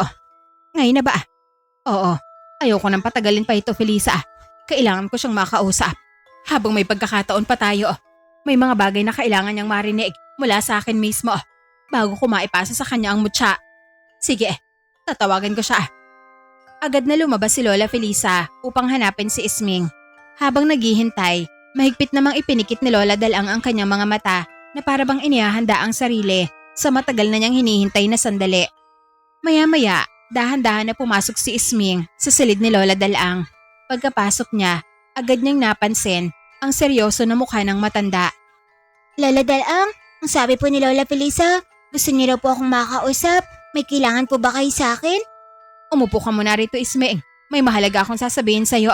Matagal ko nang hinihintay ang araw na to. At ngayon, Kailangan mo nang malaman ang tungkol sa mutya ng puso ng saging. Ayun po ba ang mutyang lagi niyong binabanggit? Ano po ba talaga yun, Lola? Ang mutya ng puso ng saging ay isang mahiwagang kapangyarihang ipinasa lamang sa tunay na tagapagmana. Ito ang ginagamit upang labanan at ilayo ang mga aswang. Matagal ko itong iningatan, ngunit dumating na ang panahon upang ipasa ko ito sa iyo. Pero paano ko po gagamitin? Hindi naman po ako marunong lumaban. Sa totoo lang, natatakot nga po ako sa mga aswang. Paano kung hindi ko kayanin ang kapangyarihan na sinasabi niyo? Hindi mo kailangan na matakot. Tutulungan ka ng mutya na matutong harapin ang mga nilalang na yon. Ang kailangan lamang ay tanggapin mo ito bilang tunay na tagapagmana. Saan po ba naroroon ang mutya? Nasa loob ng puso ng pulang puno ng saging sa taniman. Kaya pala kakaiba ang punang yun? May taglay pala po itong mutya. Tama ka. Hindi yun karaniwang puno ng saging. Yun ang nag-iingat sa mutya, pabisang panlaban sa mga aswang ang mutyang yon. Kung ganun, bakit hindi po ninyo kunin ang mutya para mapastang na lahat ng mga aswang? Nako, hindi ko na kayang pumunta sa taniman. Mahina na ang katawan ko at hindi na ako makatayo pa. Kaya kailangan kong humingi ng tulong kay Felisa. Ano po ang gagawin niya? Siya ang magsasama sa'yo sa taniman. Siya rin ang gagabay sa'yo sa lahat ng dapat mong gawin. Ngunit tandaan mo, huwag mong pipilitin ang mutya. Hayaan mong ito mismo ang kumilala sa'yo bilang tagapagmana. Natatakot po ako, Lola. Ang dami ko pong nalaman sa araw na to. Tapos ngayon, kailangan ko pa palang umarap sa isang bagay na hindi ko naman naiintindihan. Nauunawaan kita. Alam ko nahihirapan ka, Apo. At masyado ka pang bata para tanggapin ang mutya. Pero pagod na ang katawan ko at matagal ko nang hinihintay ang pagbabalik mo. Hindi ko alam kung hanggang kailan pa ako mananatiling buhay. Kaya nakikiusap ako sa'yo. Tanggapin mo ang mutya bago pa ako tuluyang maubusan ng lakas. Pero, natatakot po ako, Lola Dalang. Huwag kang matakot. Si Felisa ang gagabay sa'yo. At kapag dumating ang tamang oras, malalaman mong ang mutya ay hindi lamang kapangyarihang ipinapamana. Ito ang dahilan kung bakit matagal ka na naming hinihintay. Sige po, Lola Dalang. Tatanggapin ko po ang mutya. Natatakot man ako, susubukan ko pa rin maging matapang. Ayaw ko rin pong may mapahamak dahil sa akin. Salamat, Ismeng. Hindi mo kailangan mawala ang takot para maging matapang. Ang mahalaga, handa kang harapin ang anumang mangyayari. Opo, Lola. Gagawin ko po ang makakaya ko. Kung ganoon, pumunta na kayo ni Felisa sa taniman. Huwag mo lamang gagalawin ng ibang puno roon. Siya ang magsasabi kung aling puso ng saging ang dapat mong kunin. Sige po. Agad na lumabas si Ismeng at hinanap si Lola Felisa. Nang malaman nitong handa na ang bata, kinuha niya ang isang maliit na supot ng asin at isinabit sa kanyang bewang. Sigurado ka na ba, Ismeng? Apo, Lola. Kinakabahan po ako, pero gusto ko na rin malaman kung ano talagang nasa loob ng puso ng saging. Simula nang makita ko ang pulang punang yun, parang may kung anong humihila sa akin papalapit dito. Huwag kang lalayo sa akin at kahit anong maramdaman mo roon, sabihin mo kaagad sa akin. Hindi natin alam kung ano maaaring mangyari. Apo, La, masusunod po. Kung ganoon, tara na. Panahon na upang malaman mo kung bakit matagal kang hinintay ng mutya. Magkasamang nagtungo sa sagingan sina Ismeng at Lola Felisa. Habang papalapit sila sa pulang puno, lalong luminaw ang kinang na taglay nito. Napahinto si Ismeng at namangha sa kanyang nasilayan. Lola Felisa, parang mas maliwanag siya ngayon. Ang astig. Ibig sabihin, naramdaman ka na niya, Ismeng. Pagdating nila sa pulang puno, agad na napatingala si Ismeng sa kakaibang halaman. Pula ang malalapad nitong dahon at sa gitna nito ay nakabitin ang isang pulang puso ng saging na kumikislap na tila may munting ilaw sa loob. Lola Felisa, sigurado po ba kayong puso ng saging yan? Parang ayaw kong hawakan. Baka bigla po akong kagatin. Abay, kung ano na naman ang iniisip mo, puso ng saging yan. Pero hindi ordinaryong puso. Yan ang nag-iingat sa mutya. Ibig sabihin po, hindi ko pwedeng hiwain at iluto. Sayang naman, mukhang masarap pa naman. Aba, pasaway kang bata ka. Huwag na huwag mong gagawin yan. Hindi yan pang ulam, Ismeng. Sayang, akala ko makakapagluto na tayo ng ginataang puso ng saging. Napangiti si Lola Felisa bago marahang tumango patungo sa pulang puno. Sige na, lumapit ka. Ilagay mo ang kamay mo sa puso ng saging at huwag kang matakot. Dahan-dahan na lumapit si Ismeng.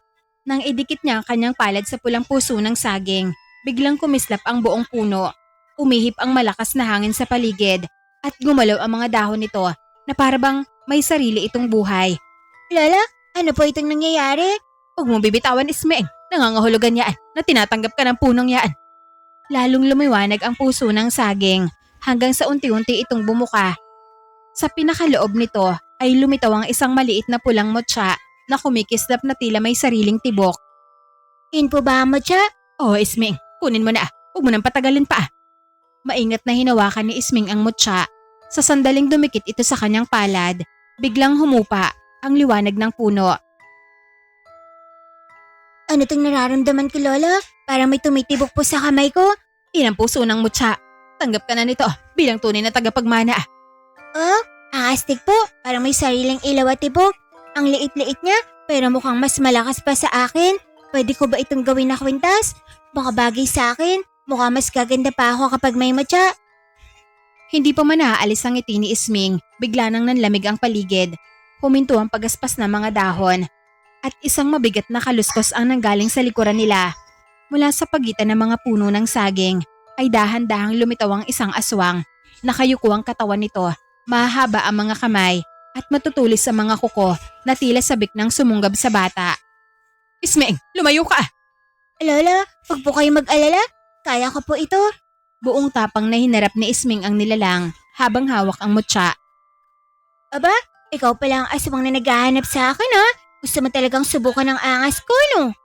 Biglang sumugod ang nilalang, napaatras si Isming, ngunit mahigpit niyang hinawakan ng motya. Kaagad itong uminit at naglabas ng matinding pulang liwanag na kumalat sa kanyang buong katawan. Lola, ang init po. Huwag mong bibitawan ng motya, Isming. Gamitin mo ang lakas nito. Nang muling sumugod ang aswang, itinaas ni Isming ang kanyang kamay. Isang matinding pulang liwanag ang biglang bumulusok mula sa motya at tumama yon sa nilalang. Umalingongaw ang nakakakilabot nitong sigaw bago ito bumagsak sa lupa at tuluyang naglaho.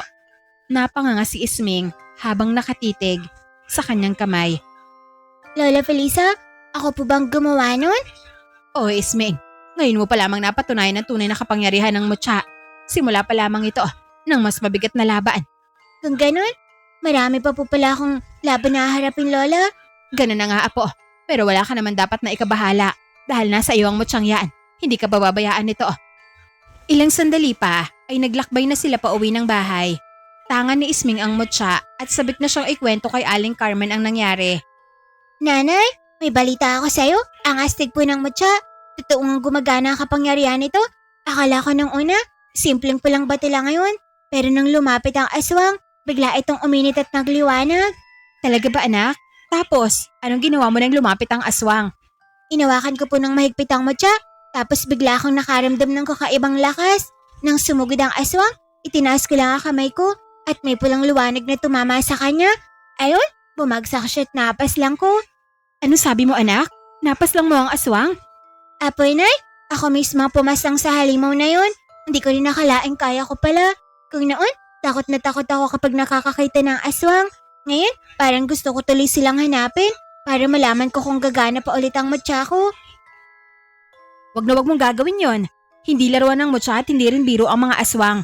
Mabuti at nakaligtas ka, pero hindi ibig sabihin na hindi ka na maaaring mapahamak anak. Sa isang tabi, tahimik na nakikinig si Rita. Ilang sandali siyang nag-isip bago siya lumapit kay Lola Felisa. Lola, may tatanong po ako. Bakit si Isming ang naging tagapagmana ng motya? Matagal niyo na naman akong kasama ni Lola Dalaang. Si Isming nga po, kararating lang dito. Bakit hindi ako ang pinili ng motya, Lola? Pasensya na Rita, hindi ganoon kasimple ang pagpili ng tagapagmana.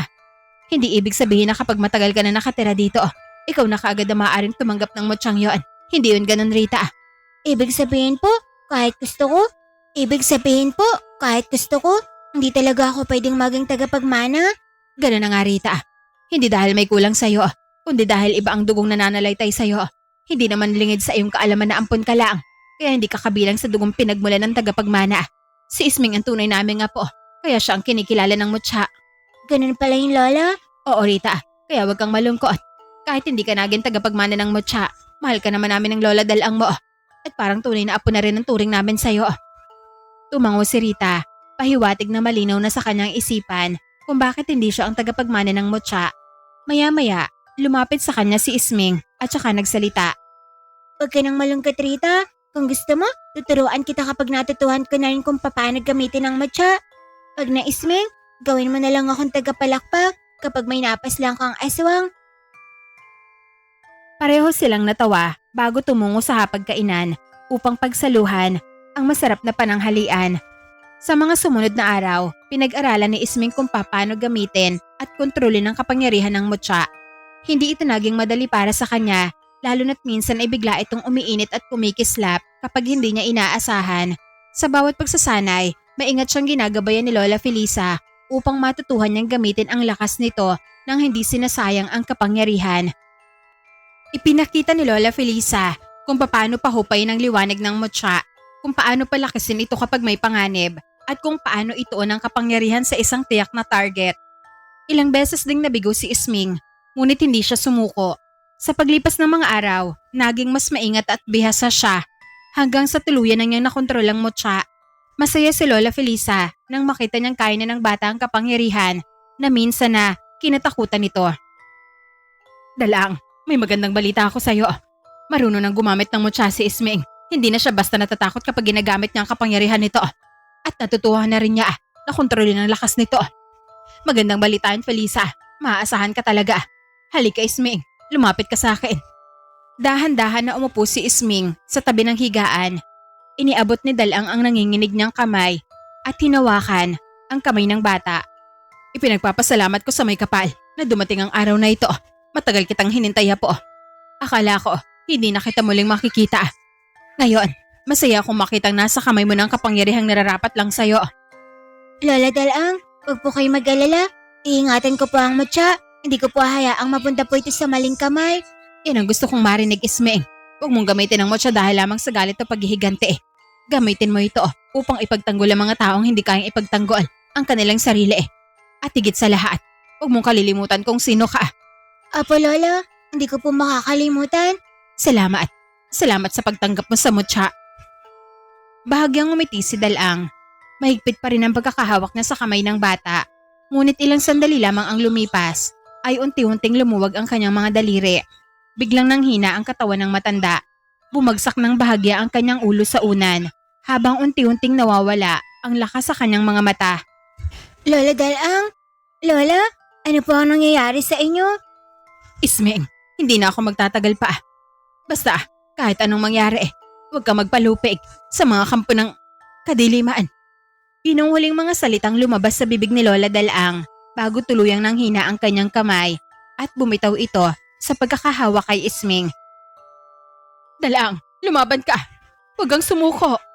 Napayuko si Lola Felisa habang nangingilid ang kanyang mga luha. Hinawakan niya ang pulusuhan ng kapatid at nakumpirma niyang hindi na nga ito tumitibok. Tuluyan na ring bumagsak ang mga talukap ng mga mata nito. Napahagulgol ang bata at niyakap ang kanyang sarili. Sa sandaling yon, bumukas ang pinto ng silid at nagmamadaling pumasok si Narita at Carmen. Lola Felisa, ano hong nangyayari dito? Bakit ho kayo nag-iiyakan? Wala na si Dalang, iniwan na niya kami. Napahawak si Rita sa kanyang dibdib.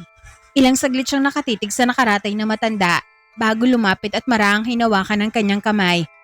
Lola, ang daya mo naman. Iniwan mo na talaga kami. Akala ko, makakausap ko pa po kayo bukas. Mas lalong lumakas ang iyakan sa loob ng bahay. Ilang sandali pa ay biglang umalingaw ang malakas na kalabog mula sa bubong. Huwag kayong lalabas ng silid. Lola Felisa, ano po yun? Hindi pa man nasasagot ng matanda ang tanong ni Isming nang may isa pang malakas na kalabog ang yumanig sa buong bahay. Kasunod nito, ang mababangis na ungol mula sa labas. Naku, may mga aswang sa labas. Biglang nagsiliparan ang mga nilalang sa ibabaw ng bahay. Dumagundong ang kanilang mga pakpak sa bubong habang nag-uunahan silang lumibot sa paligid ng tahanan. Bakit parang mas marami sila ngayon, Lola Felisa? Nararamdaman nilang wala na si Dalang at alam nilang narito si Isming kaya pumarito ang buo nilang angkaan. Ibig sabihin, inahanap nila ako ngayon, Lola? Oo, Apo, at hindi sila titigil hanggat hindi ka nila nakukuha. Biglang bumukas ng marahas ang isang bintana. Sumabog ang kahoy na harang at pumasok ang isang aswang na nakalabas ang mahabang pangil. Mabilis na tumayo ang bata at inilabas ang mutya. Huwag kayong lalapit mga halimaw. Ang mutyang ito ang papas lang sa inyo. Kumikislap ang pulang mutya mula sa mga palad ni Isming. Nang sumugod ang aswang, mabilis na iniunat ng bata ang kanyang kamay. Umalis ka? Pangit na nilalang. Bumulusok ang pulang liwanag mula sa kanyang kamay at tumama sa dibdib ng nilalang. Napasigaw ito bago bumagsak sa sahig at unti-unting naglaho. Ang dami nila, Isming. Kakayanin mo ba sila? Huwag kayong matakot, Rita. Kayang-kaya ko silang pabagsakin. Sunod-sunod na kumalabog ang bubong. Ilang aswang ang bumaba mula roon at sabay-sabay na sumugod sa bahay. May gumapang sa dingding, may tumalon sa bintana. Habang ang iba ay umikot sa likuran ng bahay upang humanap ng madaraanan. Isming, marami sila. Alam ko po, pero hindi tayo magpapadaig sa kanila. Nasa kamay ko ang malakas sa kapangyarihan. Isang aswang ang mabilis na sumugod kay Carmen. Mabilis namang humarang si Isming at itinaas ang mutya.